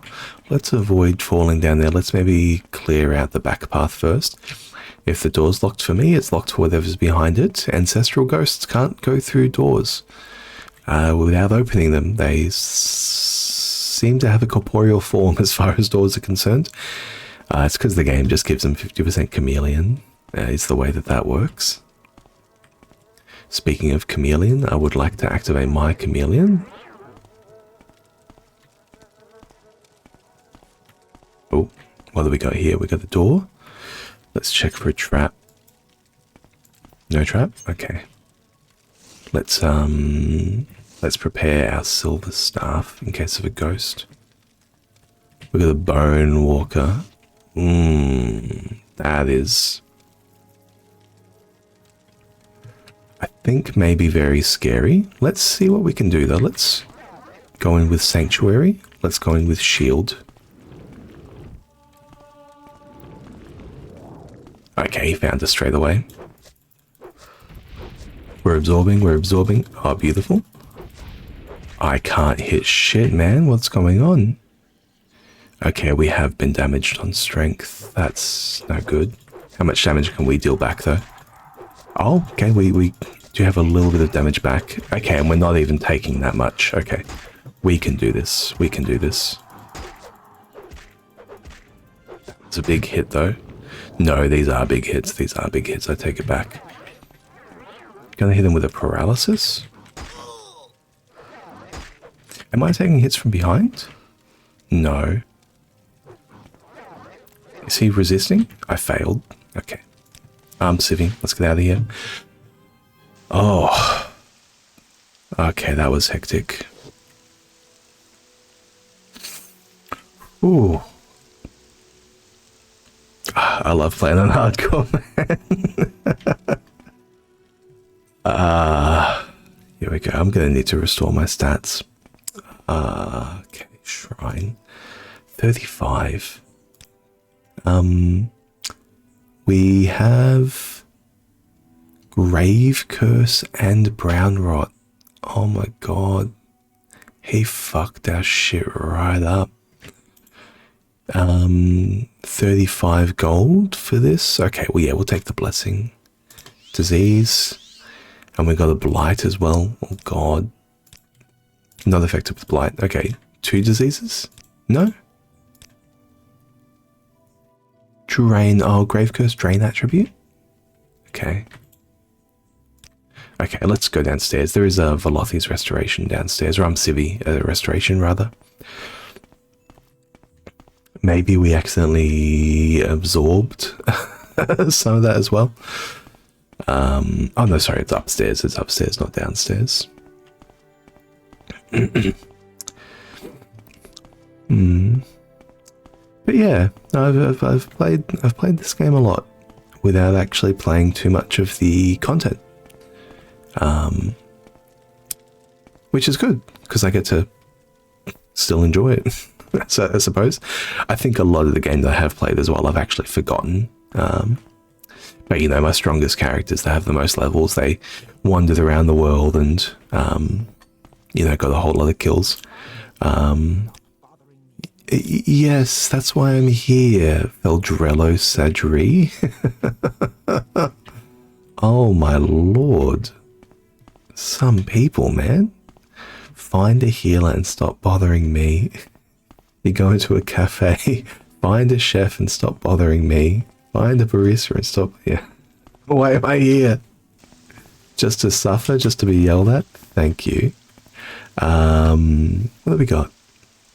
No, thankfully we're still kitted out. We've got one more intervention scroll. We're very low on HP, so let's go solve that problem. I'm learning that my character is very weak. I suppose I shouldn't be too surprised. They Their specialization is in avoiding combat and spells to avoid combat. So I suppose I shouldn't be surprised that they're not good in combat, especially with 35 HP and light armor of all things. Let's take three. Third time's the charm. Ajira, we're having a lot of adventures, Dale, trying to find those mushrooms for you. Let's give it one more shot.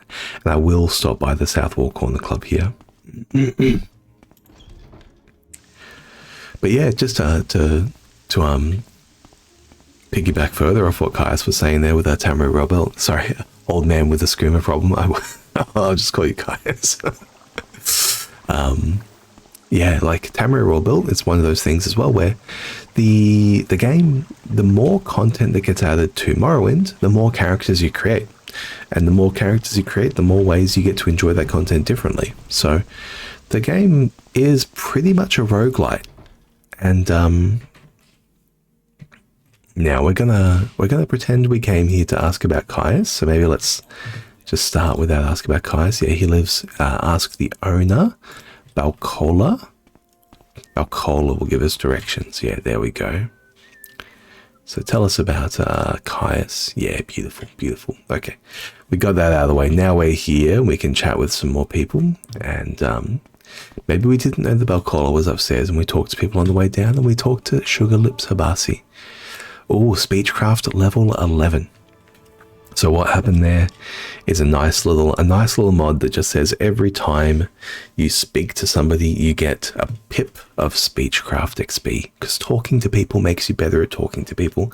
And maybe that sounds weird from a games mechanic perspective, but as somebody who talks to a lot of people in real life, I will tell you straight up, it's the real thing. It's the real thing. You do definitely get better at just talking with people. Doing more of it. Slinging coffees, working call centers, chatting with people at the park. It's that's the IRL stat that you can power level yourself just by putting yourself in that position to just to chat with people over and over and over again. You know, work on the lines, mask up a little bit. You'll get there. You'll get there. Now, we did get a job from Habasi here to go and steal a diamond from Nalcaria, and so she's sending us up here. Oh, that's a nice screen saver, something like that. Put that behind your team's profile. Yeah, so we did get sent up here to steal a diamond. Now, we do have the foresight of knowing what a place is when you look at the door. Halalo Manor. I believe we can get some gear in there as well because someone's been murdered. But this is maybe a bit more our style. We've been sent to Burgle, and I would like to do that. So let's use our chameleon skill. This is the apothecary. What we might do. What time is it? 8 p.m. 8 p.m. 8 p.m. Yeah, we're fine. We're fine.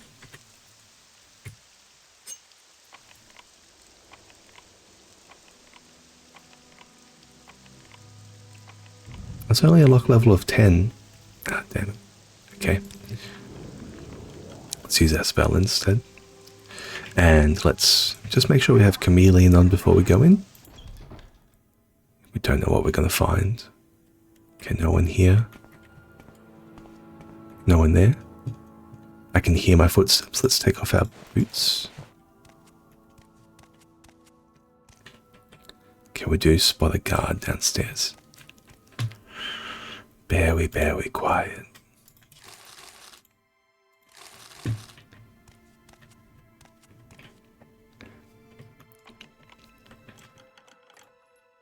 It's 3 diamonds. Can they see us from here? Ooh. No, we can't grab that kind of stuff. We'll be in range. Ceramics allowed. Let's leave ceramics. Okay, we got what we're after. Let's get out of here. Let's get out of here. And let's make a run for it. And don't forget to put my boots back on. Alrighty, that was successful. Alcarias. Alcarias indeed, that was very successful. Habasi will send us to rob more of the Balmora like manors and things like that. So it's a great way to get into burglaring. And yeah, and learn a bit about the skill as well. Of sneak. Maybe I want a higher chameleon spell. 10%. I believe 10% chameleon is worth 10 unmodified points of sneak. Something like that. It feels like it's about that. It's hard to say. So when your fatigue meter is full, chameleon's better. Chameleon's worse than...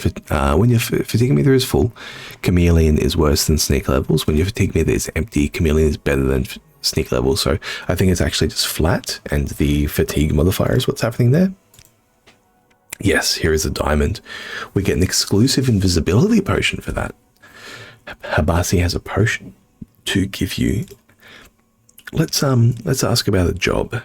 Habasi wants a key to Narano Manor.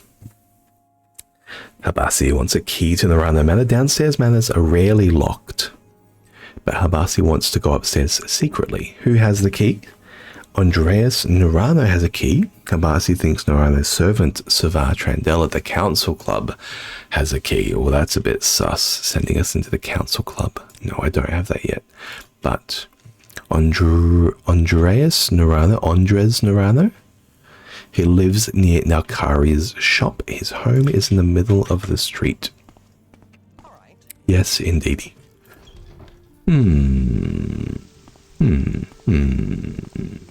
So the key is actually really hard to get. The key is actually quite hard to get. I suppose what we're going to do is have a look at it, fail the task, and then come back to it later. I definitely know I will be coming back to it later. Ooh, we got crates in the back alleys. Oh, I can't even cast my chameleon right now. Crates in the back alleys. Ooh, beautiful. We got a restore willpower. Soul gem.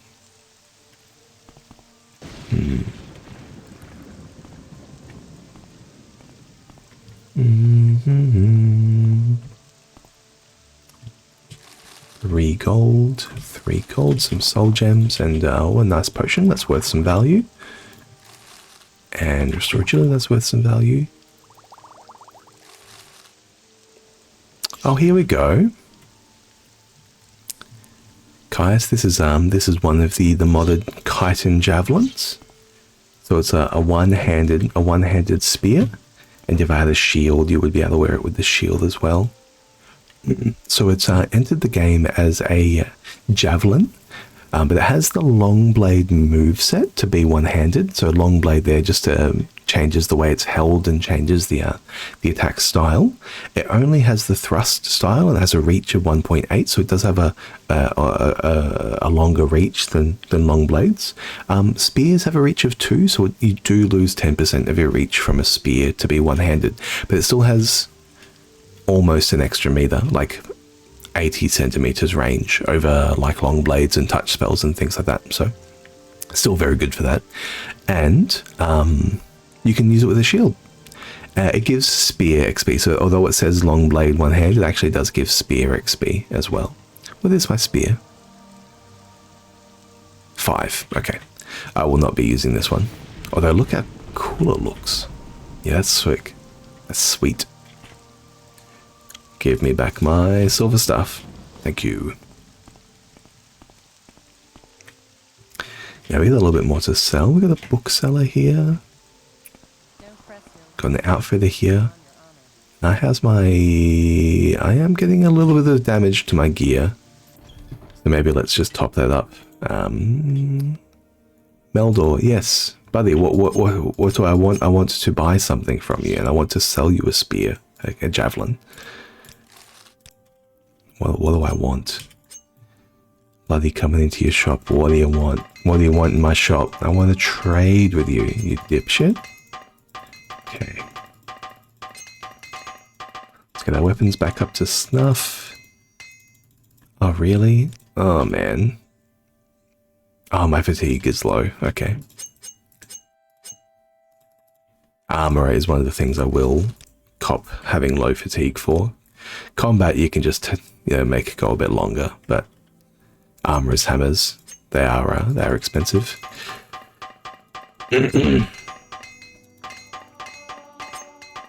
There's a level of armor. We're up to level 7. Thank you. And I've still got 2 more. Beautiful. Alrighty. Well, my character is rested. We still have divine intervention. We have 2 more diamonds. Let's chat with Ravir. Let's make some sales and let's get back on the road.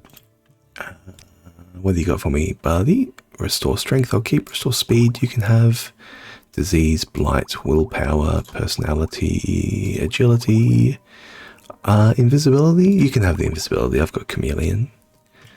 Soul gems. 2 diamonds. Okay, maybe it will keep the invisibility then. Yeah, we'll keep the invisibility for now. Beautiful. See you tomorrow. See you in a couple of days, Ravir. I will be on the road, and hopefully this endeavor is successful, actually. Last time we got beaten up by dogs. The next time we got spooked by a bone walker.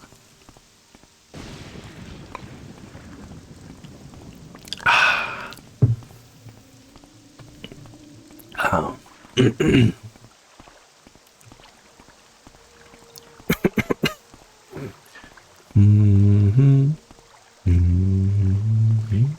Which way shall I go?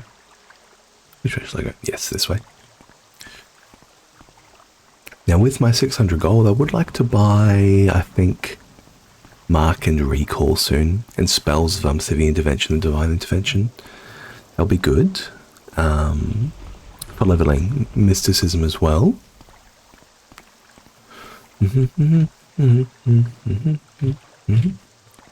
Just gonna send a text message, put myself on auto walk there.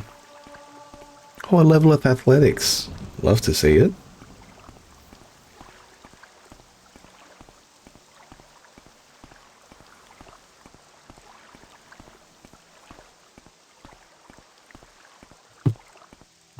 And yeah, so this is a mine for the Fighters Guild quests. We're not going to mess with mines as a burglar. I think we're not going to mess with mines because they are egg smuggling. I don't know why egg smuggling is meant to be profitable. I suppose it must be very, very low level of profitability, in the sense that people who can't find jobs do it, rather than people who want to make cash rather than work do it. But it doesn't seem like there's any shortage of jobs to do in Vardenfell. That's the thing. Nope. We have a rat. Okay. I didn't sneak fast enough to sneak up on it.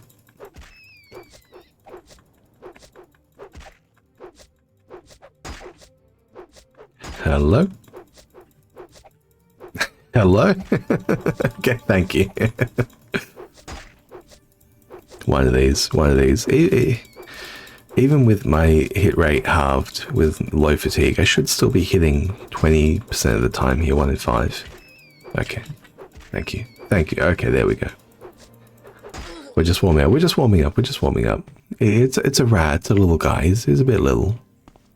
They've got high evasion because they're little. Haven't you ever watched Pokemon? It's got a double team. Okay, I'm just gonna quick save. Vasir did in that cave. So this one's not a mine, it's a cave. Although it is immediately a mine because we've got tracks. Let's use Chameleon and keep ourselves hidden. Sneaking does sometimes conflict with the mesh. Oh, I wish I had Night Eye. Oh, damn it. Maybe I shouldn't take this on without... Oh, you know what? Give player... sorry, let me find the code for this that I wrote down. So I have installed a spell. So it's a mod that just adds one spell. The spell is a constant effect that says, where are you? Where are you? Where are you? Where are you? Ah, here we go. Player. So not give player. Just player. Give. Sorry, add spell. Night underscore I underscore perm. This should be it? No? Oh, sorry. No. Night hyphen I perm. Yeah, there we go. Beautiful. So this one, it's just a little mod to give 10 points of night eye permanently to the character. Cat eyes, there you go. And just looking at the, looking at the encoding, that looks much better. Oh my lord. Oh my lord. Because yeah, the game is just so dark. Wow, this guy saw me immediately, even with my chameleon. I am sneaking, right? Yeah, I'm sneaking. Oh, my lidar. That's an agility point. Come on, Ratty. Come on, Ratty. Beautiful. Okay. There we go. That's ebony. That's going to be ebony. Which is impressive. Ebony is very valuable. It's a little bit heavy, but it is very valuable. And it's defended by a rat. So I am more than comfortable taking this. Let's get a rat here. Can I get a big hit? Yeah, beautiful. So that was a big hit. They got double damage on that one, I think. I hope. I didn't actually see the double damage come up. It's dark and you don't have a torch in your hands. It's so dark. I know. I don't have a torch at all. I don't have a torch on my character. I haven't got night eye yet either. Yeah. Raw ebony 6. Jesus. 4? I'm going to be over encumbered. 3. Okay. Okay. That's nuts. Let's get out of here. I'm going to, with this find, I'm going to use... Oh, I don't have Civic Intervention. I only have Divine Intervention. Okay. We're just going to get back to Balmora as fast as we can. I suppose, you know what, but Barazov, I could have taken this lamp. You're absolutely right. You're absolutely right. I'm going to go buy a spell of Night Eye, actually. Because I've got Illusion as a major skill. So I should be keeping 50 points of Night Eye in my back pocket. Maybe 40 points of Night Eye. No, 50. I think the spell's 50. But yeah. Now this is a lot of cash, 13 by 200. We're going to sell this to Ravia. We might even sell it to Alkiria now that we know that she's there. Because she has 3,000 on the cash stack. And yeah, we'll sell it to Alkiria. Oh, there's another ancestral tomb just over there. Just outside town. Okay. And we'll do that one next. We'll do that one next.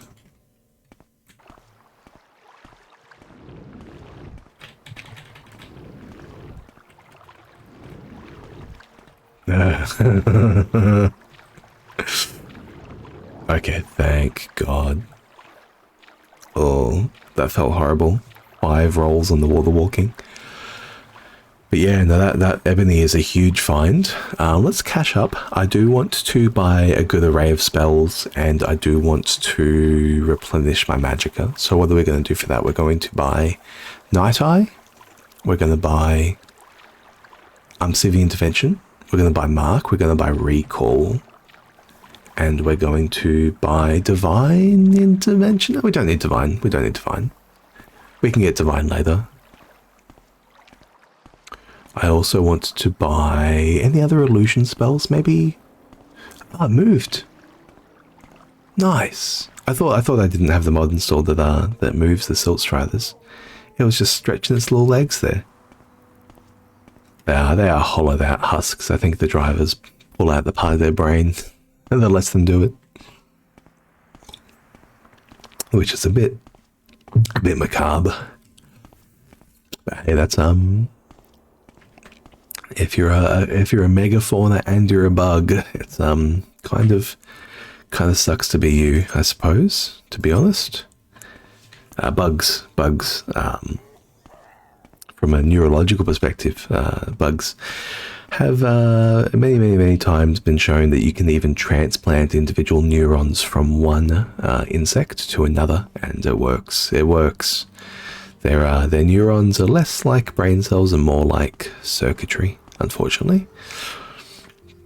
Just they're very much hard-coded. There's a very famous experiment, because it was described in Godel Escherbach. If anyone's read Hofstadter, Godel Escherbach. 13 raw ebony. What do you want for it? And this invisibility. And I'll keep the rest of that. 1,300 gold. Tell you what, give me 1,500. How about it? 1,500? And I'll come to you next time as well. Beautiful, beautiful. So we are cashed the fuck up. Now, let's go speak to the spell vendors. We'll get this going. But yeah, it is probably just an unfortunate reality of being a bug, and being large. If we scale a bug up larger, and bugs do often grow quite large, you know, with lobsters and crustaceans, that kind of thing as well. Unfortunately, their individual brain cells are just legitimately like describable, like predictable. They don't. Severe intervention, they don't really have much going on. You can, there's recall. You can actually like invigorate, innovate a cell and get a reliable output. Vivek's Tear, cure blight disease. This is 1,200. I'm just going to carry the potion, thank you. Spell trap. Okay, these are great spells. These are great spells to come back for when we are crafting enchanted gear. I would like to craft some enchanted gear of spell trap or spell absorb. That seems good. Divine aid, fortify willpower, fortify luck. What's this worth? This is worth 6 percentage points chance to cast my spell. That's probably not worth it. Mark, we'll take Mark. Energy leech, absorb fatigue, 15 to 20 points for 30 seconds on touch. Having an enchanted absorb fatigue mace could be very good. Could be very good. Because then we can actually mace people and knock them out. 760 gold though. You know what? I'm not. Oh, on touch.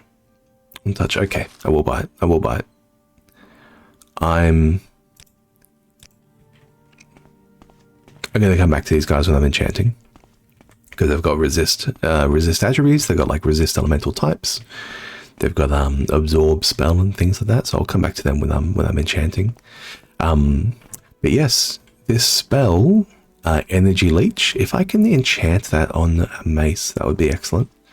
To absorb, to damage fatigue and absorb fatigue on hit, because that way when I mace somebody, they will go down. And yeah, we can either leave them down. Oh, a couple of boxes I haven't checked. We can either leave them down or we can finish them off. Finish off the job as well. Okay, a couple of bucks. Well, now we're so cashed up, maybe it's not worth looking in these kind of things anymore. What am I after? What am I after here? I'm after an enchanter. Let's get a quote.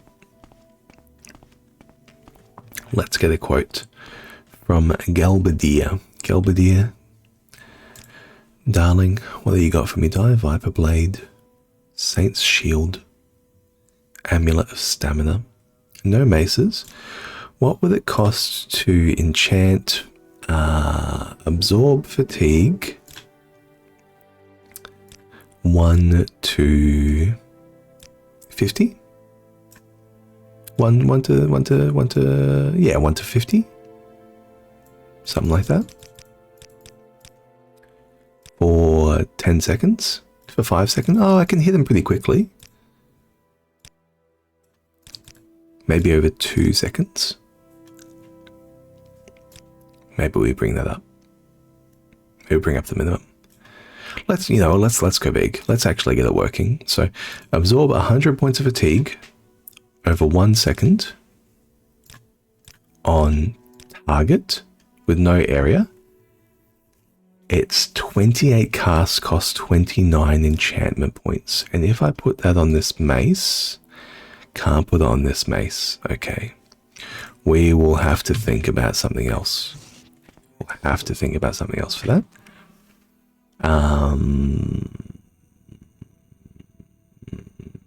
Yes. I can maybe add damage fatigue. I think that increases the price, but it doesn't increase the enchantment capacity. Maybe it does increase the enchantment capacity as well to have multiple effects. Or maybe it's just the price. I think it's just the price, actually. Oh. We'll rest up for an hour just to catch our breath and to bandage our wounds as soon as we get out of town. And coming back into town with all that ebony, we did see that there was another ancestral tomb here. So it would be nice to poke my head in there as well. Of course, going back to that ebony mine to flush out the rest of it, it might be the way as well. I didn't get a spell of Night Eye. I said I would get a spell of Night Eye and I didn't. Okay. There is a lantern in that mine. But what have we got here? So it's a cute little ancestral tomb surrounded by flowers and mountains just outside the town. Maybe this is intended as a starter, and my character is very weak. So let's actually do it, because I think I need all the help I can get. So chameleon, and let's have a squiz. Okay, we do have a door here to get through first. This could be trapped. Yeah, a lot of there we go. See, it was actually trapped. A lot of the traps in the game are randomized and they don't reveal themselves to me.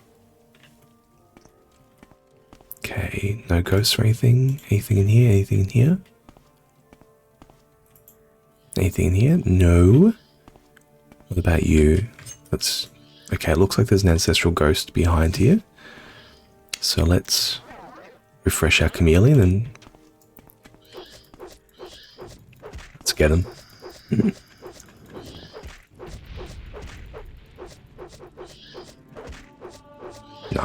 Nice. Okay, we're hitting much more reliably with even just a couple of pips.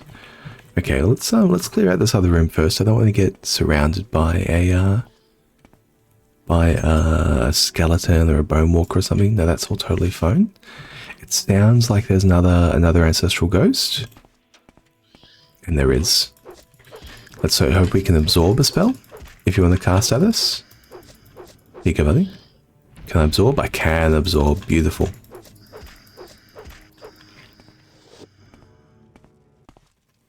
What do we got? A shrine to Saint Valoth. A key to Tharis tomb chest. An iron dagger. Ability standard fatigue. The Book of Dawn and Dusk. This one's about Azura, isn't it? It's a collection of sayings and aphorisms attributed variously to the tribunals and to their saints and servants. Many of these sayings have become common cliches of everyday life in Morrowind. The following selection of slogans will illustrate many of the simplest notions of the tribunal faith. Well, that would be popular. YouTube video explaining Morrowind slang. Blessed arms Civi, through birth, life, and ghost. Refer to her as ghost. Or them all as ghost. Oh no, themselves as ghost. Birth, life, and ghost. Because they become ghosts too.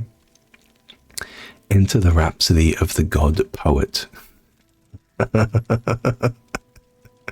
Behold my heavenly rhyme. That's pretty funny. We have a key for this chest, and we have an iron broadsword and a chitin dagger. You can keep those ones, buddy. You can keep those ones. An emerald. Let's just make sure this chest isn't trapped. We have a key for the other one. Ah, beautiful. Man, I love it when it works. Alright, well that was a nice little find. Got a level. Got a laugh. Got an emerald. Got a scroll of lesser domination. Control creature or humanoid 6 levels for 20 seconds. Domination is an incredibly interesting game mechanic. Not very useful in vanilla play, I will say. But I know dominating creatures is one of the ways that you can move things through cells. So for example, if you wanted to dominate a cliff racer or a Kagudi and then bring it through one cell to another, perhaps into a cell with NPCs who aren't armed. You know, you can have the Kagudi do the dirty work for you. Sit off in the distance. Even when you lose your command effect, the Kagudi will fight and they'll go hand to hand, right? But a lot of NPCs aren't necessarily good with hand to hand. Now, in truth, in Morrowind, almost everyone's armed and armed to the teeth. So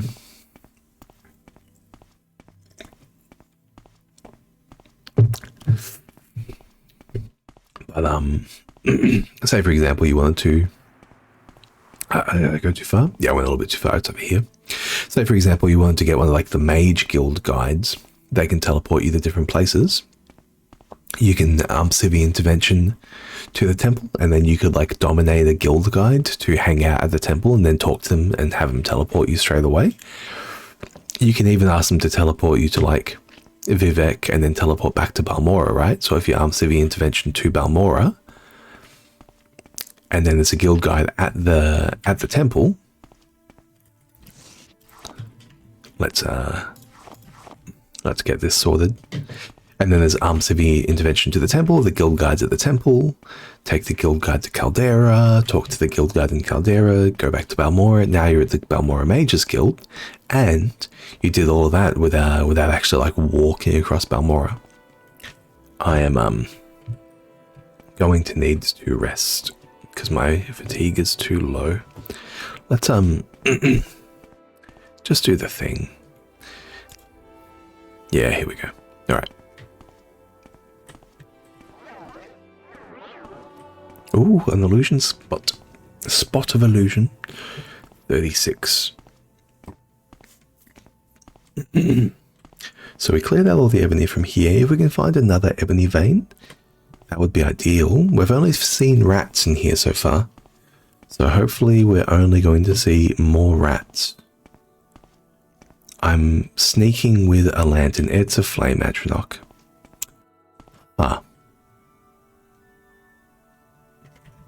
I'm just going to run away from that. Does it have sight of me? It doesn't have sight of me.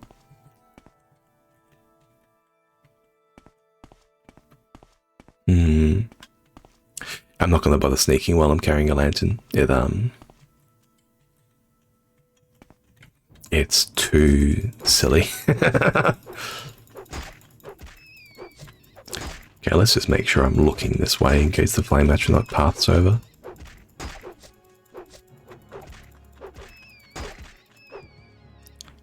Yep. So what we're looking for here is we're looking for another ebony vein that's not protected by an atronach. Or something equally stupidly scary. Another rat. Hello, rat. Hello, buddy. Let's check in those minecarts. There could be ebony in those minecarts.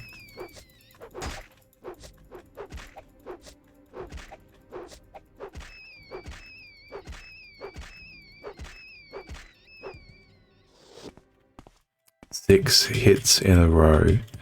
That rat took 6 hits in a row. Admirable. Torches, okay. So they are using torches down here as well. They've got a little bit of a raft, they've got a little bit of a fire pit and a piss bucket and some bottles.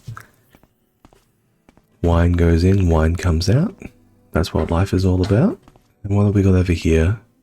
There's an ebony vein. Beautiful.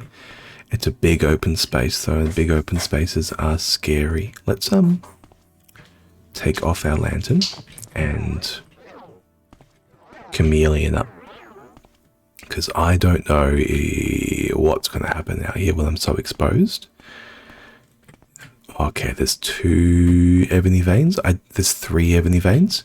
I do have mark. Let's mark this place. Okay, let's use my potions. These are 50 MP each. How much does it cost to mark? 18 MP to mark? Jesus. Let's give it another go. Failed casting again. Okay, that one was successful. Okay, let's equip Civvy Intervention so we can get our ebony out of here. I'm over encumbered.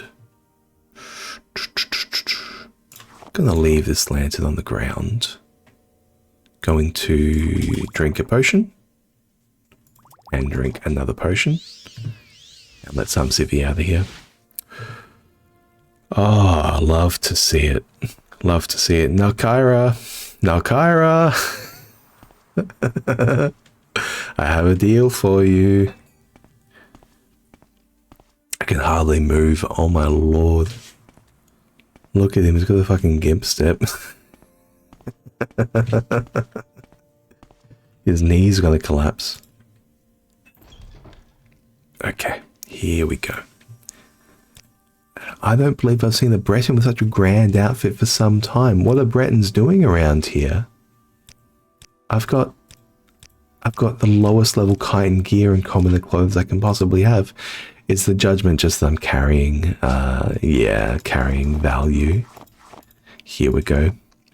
So we'll get a disposition up to max, and with that, let's see if we can throw in a restore fatigue and get her up to seller's max. Yeah, beautiful.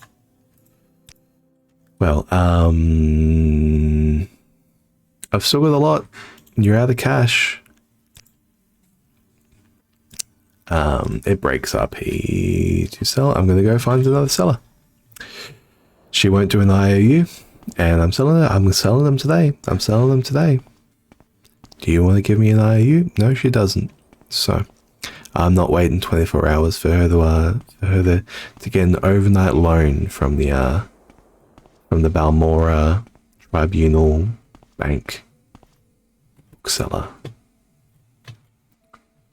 You know what? We can sell our ebony to the Ebony Mages Guild. Maybe it's a little bit suspicious. Ebony is a controlled substance. Not as controlled as skooma.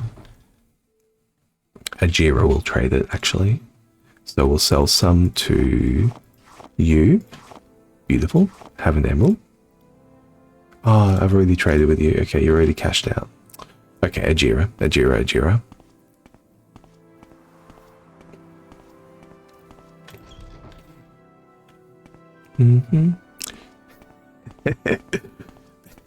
Outlander, for your first task for the guild, I'd like you to go collect mushrooms. Comes back 5 days later. Ajira, yeah, I've got some ebony. How's about it? She sent me out for mushrooms. I came back with ebony. Here you go. Here you go, Dal. How's this? How's this looking? And I reckon you could even buy my invisibility. Yep, something like that. No, I'm not lucky enough for that. Ah, beautiful. Let's rest up and let's recall. This is what recall's good for. We've made our way into a place, and now we can get back there anytime we like. And I forgot to buy fucking Night Eye again. Okay. Raw ebony, 5 more raw ebony. 1 second, guys.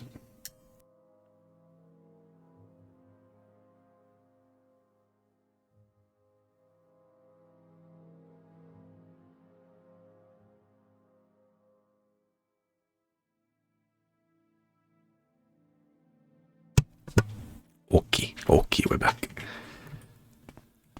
Alright. I promise you I will buy Nighteye before I come back in here. 6 raw ebony from that one. That's a huge pull. Any here already cleared? And oh, they got a bucket. Any in here? 5. Okay, I'm over encumbered again. I'm just going to leave 1 on the ground here. And we'll come back for that. Let's see the intervention again. Look at that. Now, I've run out of people to sell to, so I'm going to have to wait overnight. What time is it? It's currently 10 p.m.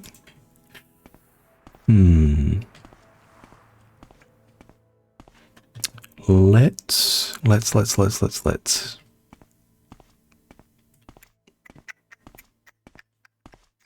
Yeah, let's just wait out now, Kara. I think maybe if I hang around, imagine hanging around for 6 hours in front of someone's shop. That would be distressing. Here we go. Beautiful. 2150. I feel like there's a small percentage. Yeah, beautiful. Night Eye. Don't forget. Don't forget. Night Eye. Going back to the Mages Guild, I'm not going to forget. I promise.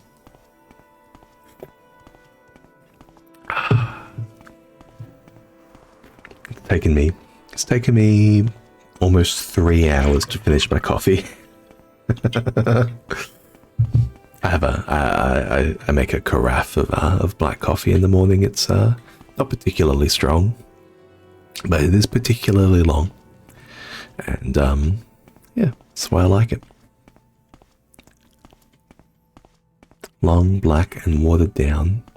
Now you, Esther Dillon, can you sell me Night Eye, please? No, you can sell me Earwig. And you, Moraine, can you sell me Night Eye, please? No, you can't. You can sell me Calming Touch, which I can almost afford now. I've got 5k. And you, Massalini Moraine. Oh, we haven't chat before. How do you do? Oh, you're a guild guy. Oh, that's lovely, darling. That's so great for you. Do you sell spells? Reflect and Soul Trap. Oh, Reflect, Soul Trap. Well, we'll take Soul Trap. No Night Eye. Bound Mace. Bound Mace is cheap. Bound Mace is cheap as.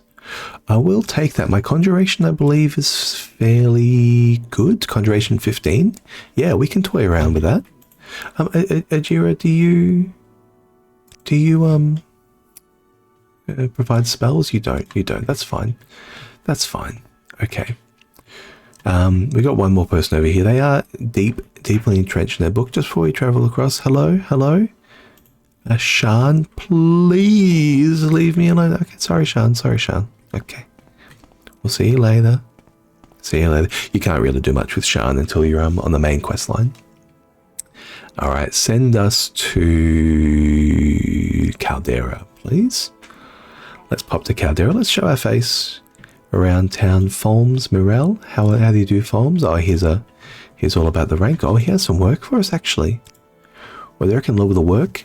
There's a teleportation artifact called the Propylon Index. I know where to find 10 of these Propylon indices. I'll tell you where to find one. You bring it to me, and I'll pay you 500 gold and tell you where to find the next one. Ooh. When you brought me all 10, I'll make you a Master Propylon Index. See, this is it. 500 gold to go and fetch things. The world is dangerous. I am interested. Bring me the Chlormarin Propylon Index. Propylon. That's a few too many popping peas for me, I think. I'll pay you 500 gold. It's a tiny grey thumb-shaped thing about the size of a key. Okay, size of a big key or a small key? Thumb. An Ultima thumb? Or a Argonian thumb? A Khajiit thumb?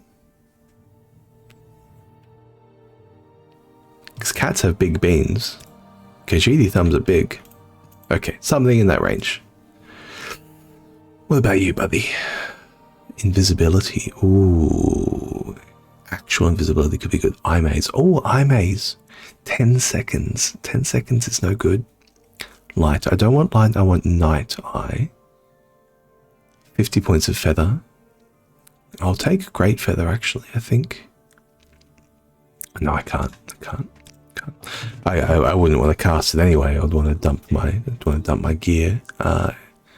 Ernand Thierry. Okay, you're an alchemist. And what about you? Medela Inderin. Spells and training. You train destruction, alteration, mysticism. You might have something for me. Calm creature, calm humanoid. Summon flame attribute. Oh, don't remind me. Fenric's door jam to lock. Ooh, I'll take lock. If I get in somewhere suspiciously, I can lock myself in there. Calm creature, bound spear. Keep other people out, you know. Swimmer's blessing. Swift swim 5 points. Okay. Weapon eater and disintegrate. Disintegrate seems cool. I like disintegrate. If I want to take stuff off people without killing them. Aldurin, surely somewhere around here. Is there a Khajiit spellcaster? All the Khajiitis I've spoken to are alchemists. Surely one of them can teach me how to see in the dark. Oh god. I'm stuck. I'm stuck on the 3D. Okay. That's why I buy levitation so early, by the way. You're an alchemist, are you? Bungler's Bane? Yeah, you're an alchemist. Training in alchemy, conjuration, and enchant. Ooh. Enchant. How about you, Edwina Elbert? Edwina Elbert, she's one of the, she has duties. She's looking for a rare copy of the book Chronicles of Neutraleft. Okay, I will keep an eye out for it. Hey, I'm good at getting things. You don't have any training, though. You want diamond? I get diamond. You want Chronicle of Neutraleft? I'll get you Chronicle of Neutraleft. She's an enchanter. Do you have an enchanted mace? Chiding. Ooh, Chiding Querus. Drain fatigue 1 to 10 points. One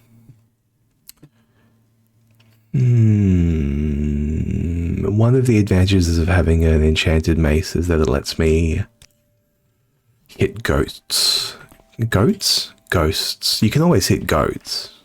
Ghosts with it is one of the advantages of enchanted mace. They really got the whole hall over here with nothing. They planning for an extension, maybe. Okay. What's behind here? A chest? Ooh. Secret chest. I'm not going to steal from the guild just yet. Maybe one day if they tick me off enough.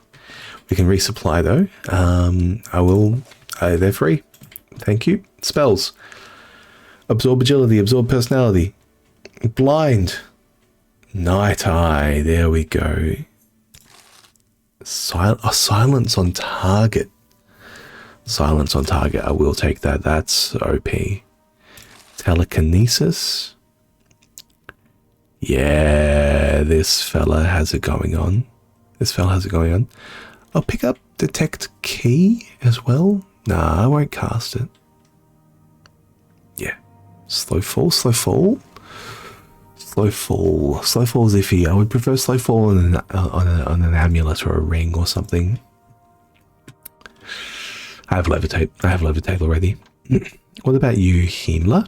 Do you have spells for me? You have a lot of the spells. Hide, light, sleep, summon, bone walker, wild, levitate. Ooh. Burden, weapon eater. What's that? Disintegrate weapon. Drain fatigue in the destruction school. Interesting. So drain fatigue can be in both the. So wait, what's going on there? Bound mace, energy leech, absorb is mysticism, and damage and drain fatigue are both destruction. Okay. Okie dokie. Guild guide. I'm coming back. We found our night eye. Let me bind night eye. I'm going to put it on pip number 3. There we go. Love that. And it looks like a decent chance to cast, and it's very cheap as well. Oh, look at that. Look at that. The whole world is gamified. The whole world is gamified. It only cost me 6. So, error nil. Let's go to...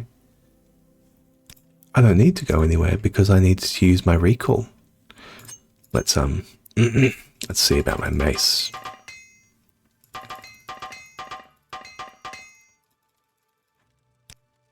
Let's use recall and get back to the mine. Oh, look at that. It's so well lit. Don't you love that? Oh, hello. Hello, Ebony Mine. Now, I'm not sure if these will refresh with the mods. So it's... Which one is graphical herbalism? Show picked up, pick volume, blacklist, whitelist. Scripted containers are automatically skipped. All organic containers are treated like flora. Kill chests are blacklisted by default. Okay. Okay. Never mind. So, whatever I was thinking isn't there as an option anyway. Okay, raw ebony 2 and raw ebony 3. Let's get Night Eye back on. Okay, well, we had a very, very successful time here, even if we did run into a flame atronach along the way. Let's see the intervention out of here so we don't have to pass the flame atronach. I may consider coming past the flame atronach again. I'll find out. Don't do this to me, man. Okay, thank you. Thank you. Alright. And 6. 6 more to sell.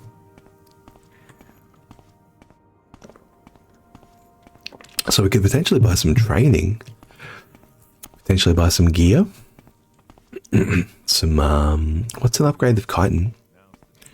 What is an upgrade of chitin? Glass? Is it really just chitin glass? It seems wrong. We can sell some fortified willpower potions. Totally. Yeah, thank you, Nalkara. She is loving somebody rocking up with, like, you know, 400 pounds of ebony over the course of a couple of days. And we'll go... Yeah, we'll clear out a little bit more. Just with Ravi, and then we'll get back on the road. We'll get back to it. Back to it. Do I have anything to heal up? I don't. Just a little bit short on Magicka. Not very short, just a little bit short. And what about you? You have Devil Spear, Demon Tanto, Fiend Katana, Fiend Tanto. Okay. So you don't really have anything by way of a blunt one either.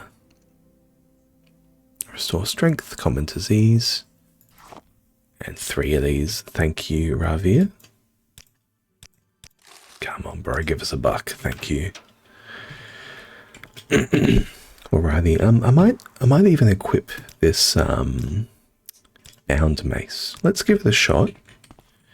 So how expensive is it? It costs 6. So it costs the same as Night Eye. Costs the same as Night Eye, and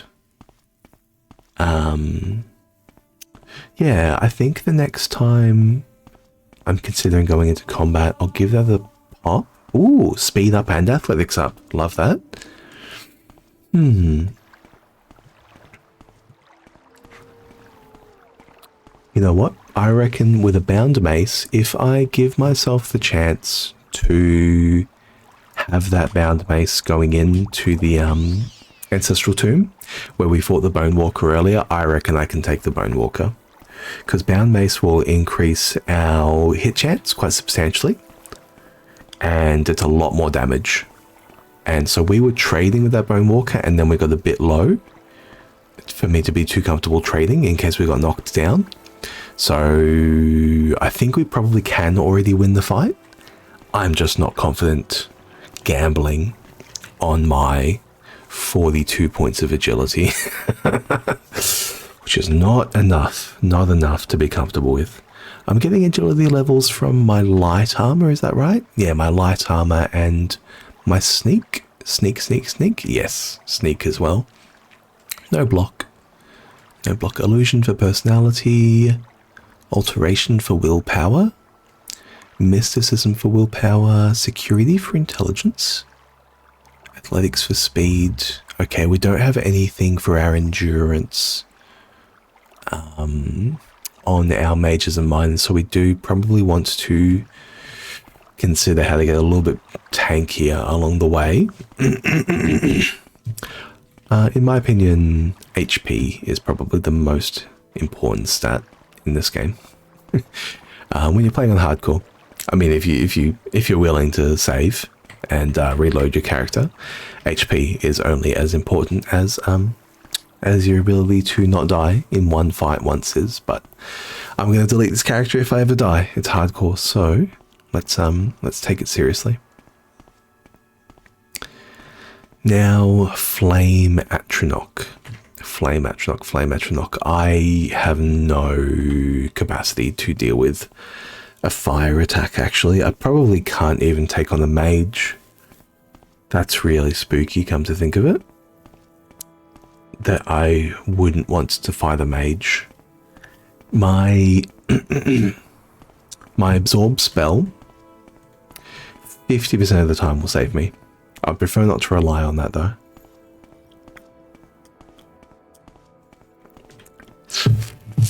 Maybe I need to buy Dispel.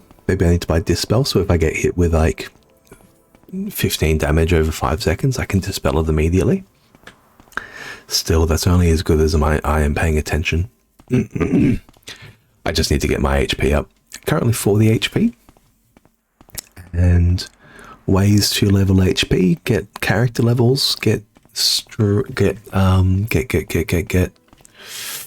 medium armor levels, and get heavy armor levels. I think I'm going to be willing to get heavy armor levels at some point. I just need to find a good reason to get heavy armor levels. Here we go. We are back. I'm just going to save so I don't crash. In case I crash, rather. Let's, cannot rest here. Enemies nearby. A Sky Racer.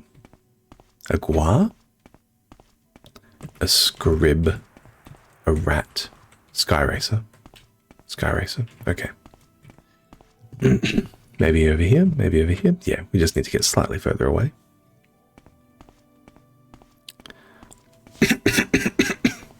Excuse me.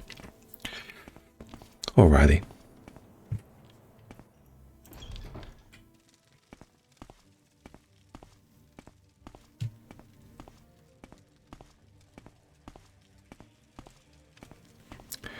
So if we come down this path here, we will find a Bone Walker. Now, I tussled with that Bone Walker earlier, and it was fine. It was totally fine. Except I got a little bit wary that one of those hits could potentially bring me down low enough to knock me down. And at that point, I would die for sure. For sure. Are we? Yeah, okay, so we're now below that pit. Here we go. There's the Bone Walker. Let's get our bound mace. Incredible. Let's hit ourselves with Sanctuary. Let's hit ourselves with Shield. Let's hit ourselves with Chameleon.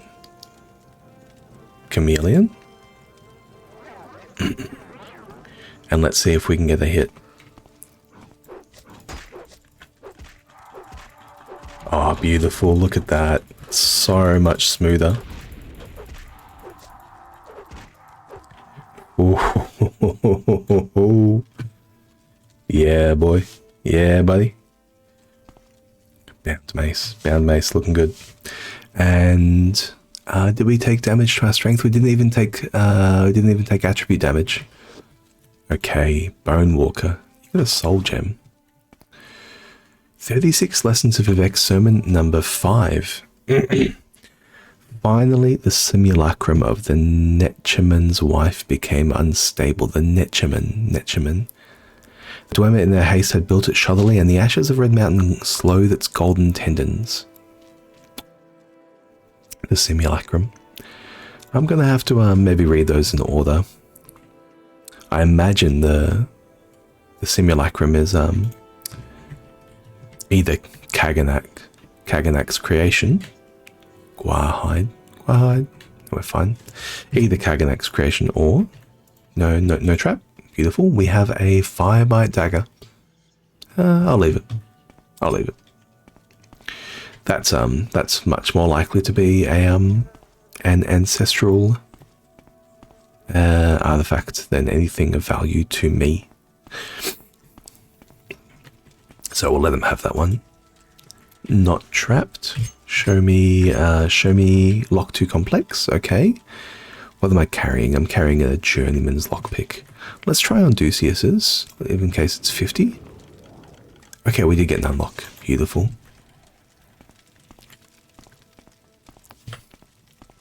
So it was below 50 after all. Let's just check if this door's trapped as well.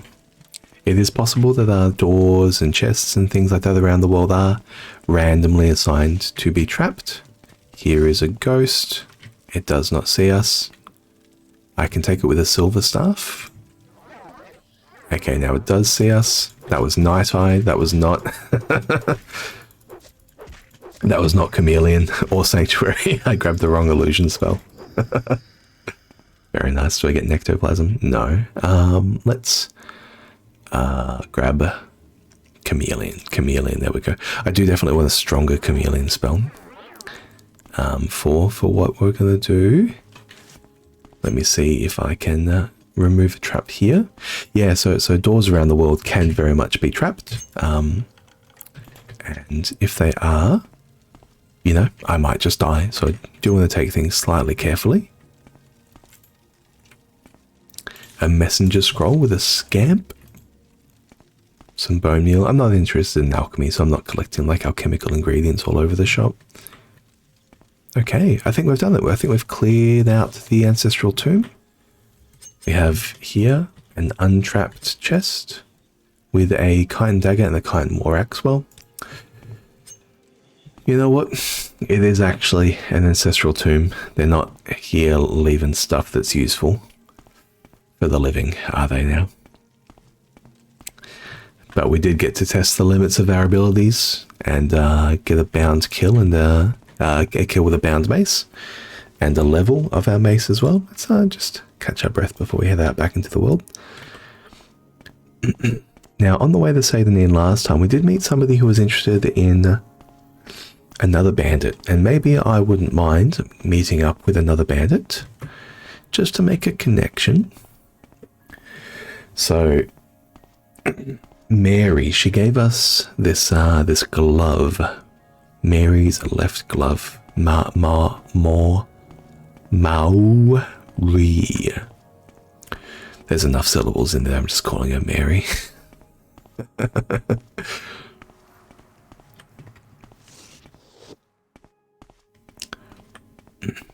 And this is a nice little region for training up low level combat skills as well. There'll be some crabs, there'll be some rats.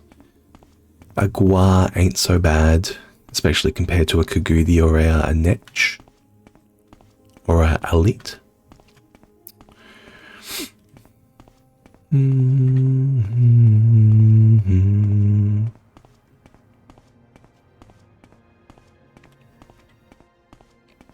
So let's see if we can spot anything just to have a swing at. Well, there is another cave. There's another cave that could well be worth a look. Would you have a rat to work on here?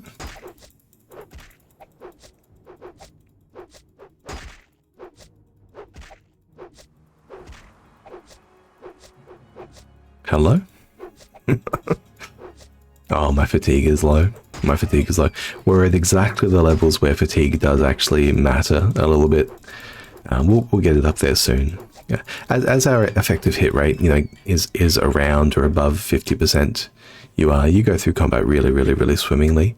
Currently, our hit rate blunt 37, agility is +8, luck is plus what's that, +5, 8, 13, 37. So yeah, so we have a hit rate of 50% plus 25, 63%, minus their evasion, whilst we have full fatigue.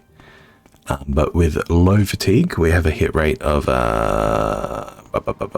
37 minus their evasion. So if they have 10% evasion or something, you know, we go from, you know, 50% hit rate to like 25. So,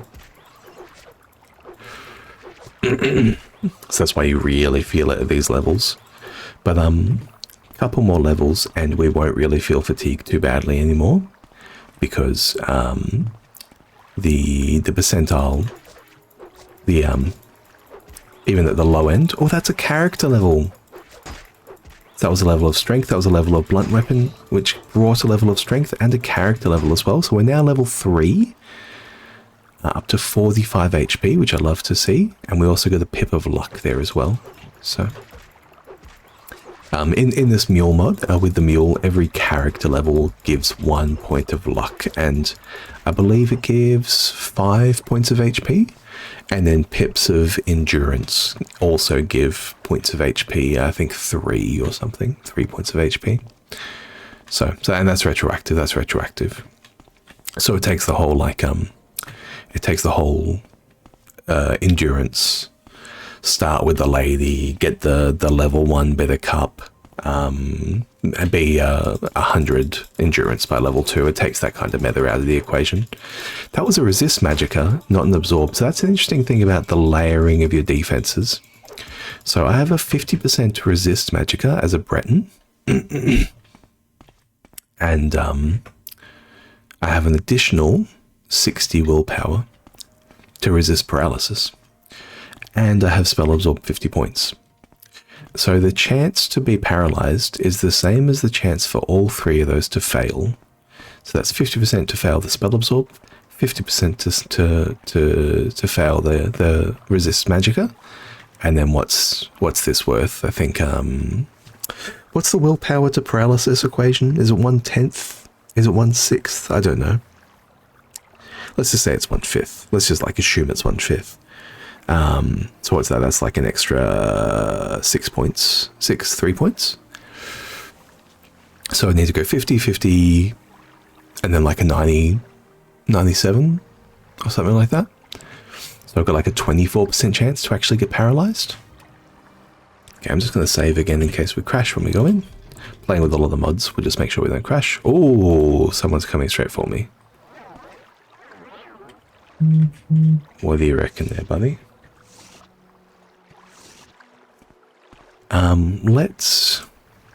Let's suit up before we go in. Sanctuary, shield, and chameleon. I've already got chameleon active, I think. And bound mace. Oh, we got bound mace in one. Beautiful. Okay. Okay, there's a little bit of damage coming out our way, but we're really dominating this. Oh, beautiful. Okay. And a point of blunt weapon. Beautiful. I don't think I'm actually 49. I think I've just got, yeah, bound mace plus 10. So, yeah, it's not actually that high.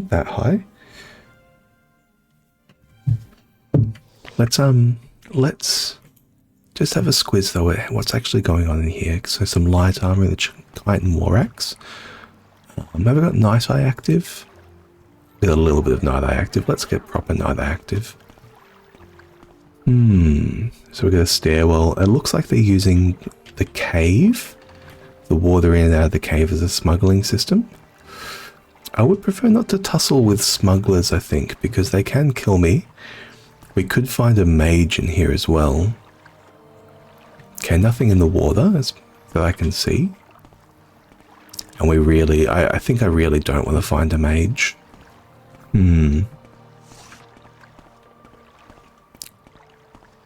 Anyone down this way? Let's keep chameleon topped up. This would be a good example of where I want to detect life, actually. There's a crest here. There's a crest, and I want to know if somebody's on the other side. And Nick's Hound. I think I can take one Nick's Hound. I am wary about seeing... Okay, there's 2 Nick's Hounds. I can take 2 Nick's Hounds with Sanctuary and Shield at this level. And with with my scrolls. There's a sneak.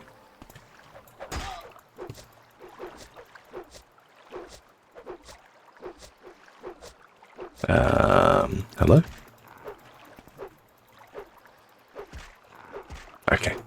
He lost detection of me, actually. So that went well. He lost detection of me mid-fight.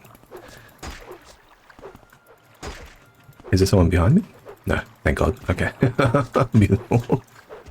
Oh, that was spooky. Hearing a lot of sounds. A lot of sounds at the moment. So it looks like there's... Let's focus on the fight. Focus on the fight.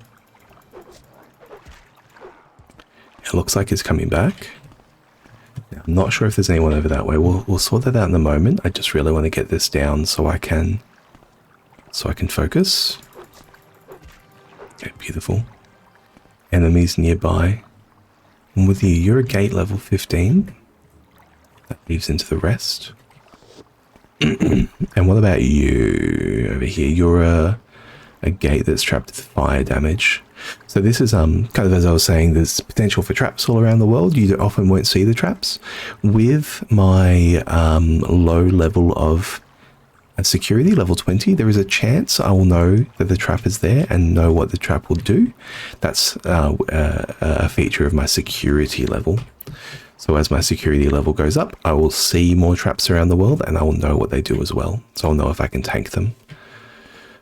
So I think for this one, we might go through the trapped door first. Security up to 21. And what are you? You're a Nord. You're a Nord. If I'm going to go in to combat with a Nord, I'm going to do it with a bounce mace. Failed. Successful. Let's drink some potions. Restore Magicka. Give me Sanctuary. Give me Shield. Give me Chameleon. Chameleon does have an evasion effect. Let's see if we can get on this guy and get a first hit. Because I do not want to cop. Okay. Oh! Oh, damn it, he's running away. Damn it. Can he not see me? He might not be able to see me with Chameleon. Ooh, okay. That was incredibly successful though. Saw. What do you say, Saw? What do you see, Saw? Bit of up and down day? Got him. Ooh, okay.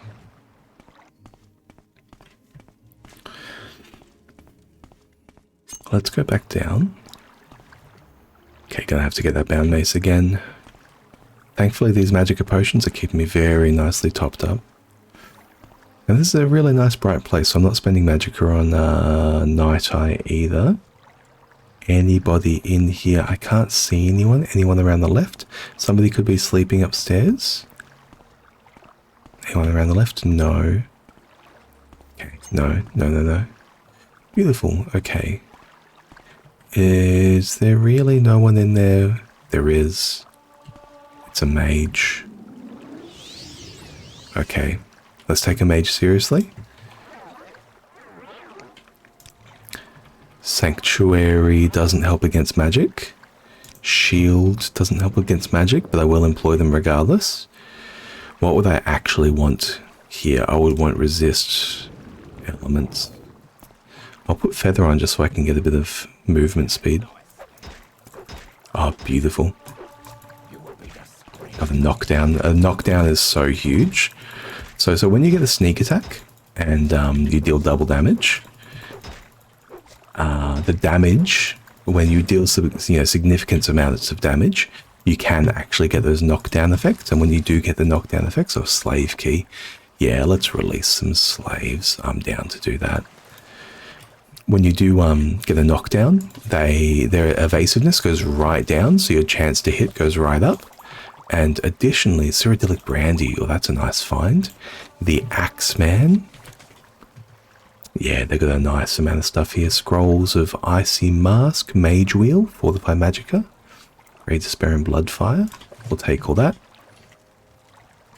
Let's get out of there. Oh, Trap Disarm failed. Good thing to check for it. And Lockpick failed. Lock level 15. We can get lock level 15. There we go. 200, 200. Lightning Shield. We can leave the rest of that. We have enough cash now that we can start being a little bit more discriminatory with our collections. Restore Endurance. Cyrodiilic Brandy. Ooh, Gem Feeder. Berlin. I'll pick up one coin. I'll pick up one coin. Another Iron Mace. Gem Feeder. Some food. Okay. Unhinging. And, oh, more Flynn. Beautiful. And mats. Mats. We don't need mats. Check that no one's coming down. A cloth sack full of eggs. A cauldron. At least it's a clean cauldron. Gem feeder. Eggs.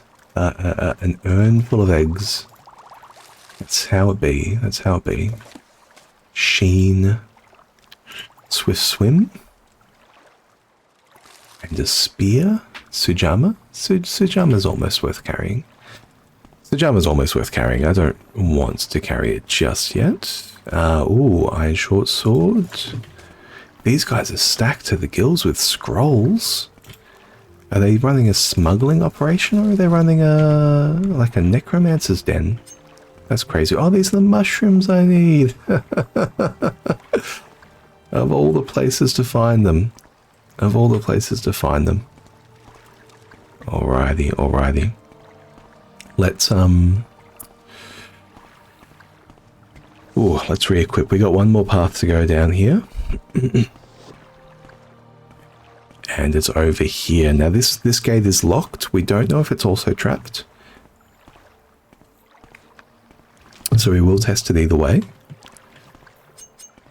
Let's just make sure we don't get overconfident. That is how you die. So let's start with Chameleon. Let's drink a potion so I can get my spells available. And okay, we do have someone here. They look to be wearing light armor. There might be an archer, there might be a rogue. Let's get our bound mace. Let's just hit the spell first. Beautiful. And we're also going to hit them with the sanctuary. I had silence. I had silence for the mage. I could have opened with a hit and then gone directly into silence. I could have opened with silence directly into hit as well. Actually, either way is fine. And shield. Okay. There's our spec. And she's watching the slaves. Okay, she's got an axe.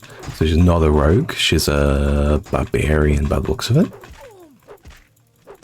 Okay, I can take down a barbarian with my evasion chance because they are very physical. Beautiful, beautiful. Alrighty. Scrolls. Potions. I know Ashiams, some people will be screaming at me to pick up these Ashiams. They're fortify intelligence. I don't play that way, I'm afraid.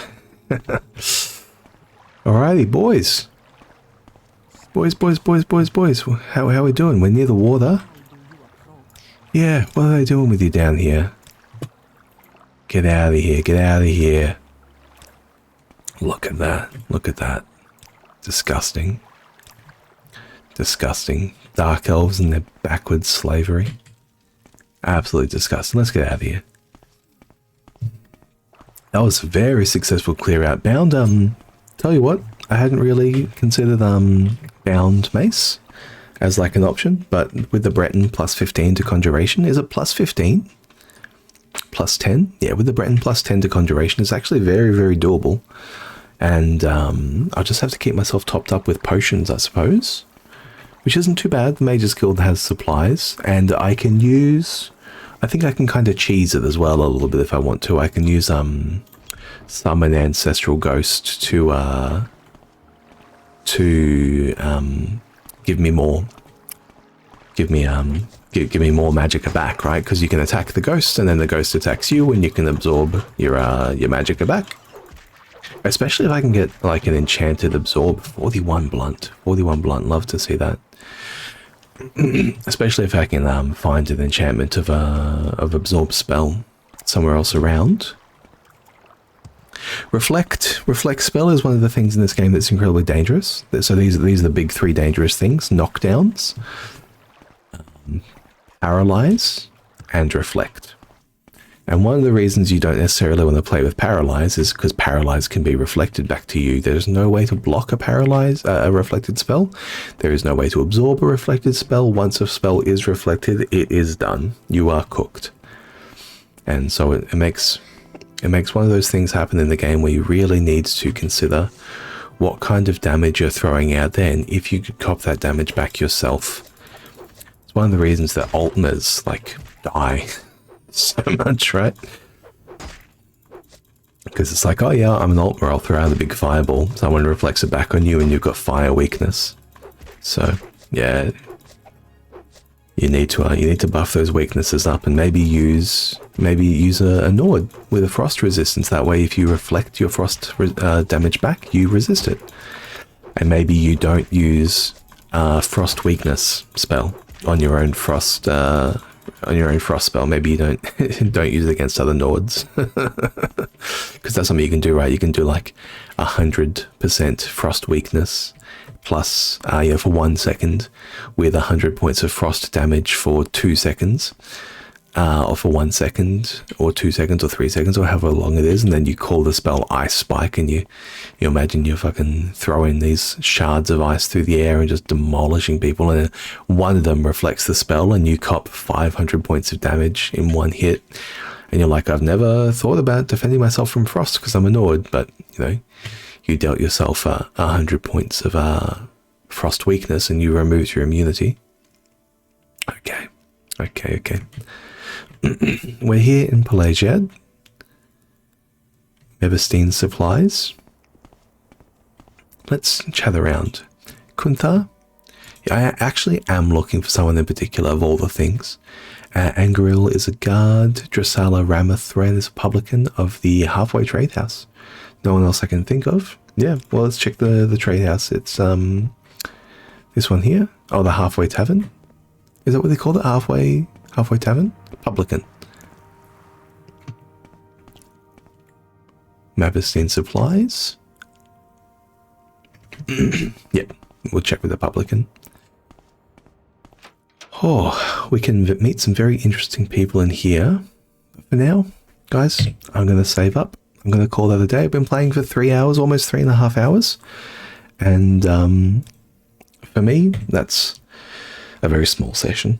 It's possible for me to entirely no life these things, but I gotta wash my dishes and I've got to pop to the shops. So I may very well stream again a little bit later today, or I might catch some of y'all in the Pandora stream. She did say earlier yesterday that she'll be streaming Pokemon today, so I'll probably hang out for that and play some Pokemon, or watch some Pokemon and mod the chat.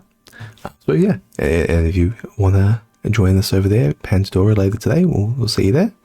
Otherwise, I might stream later tonight after her stream.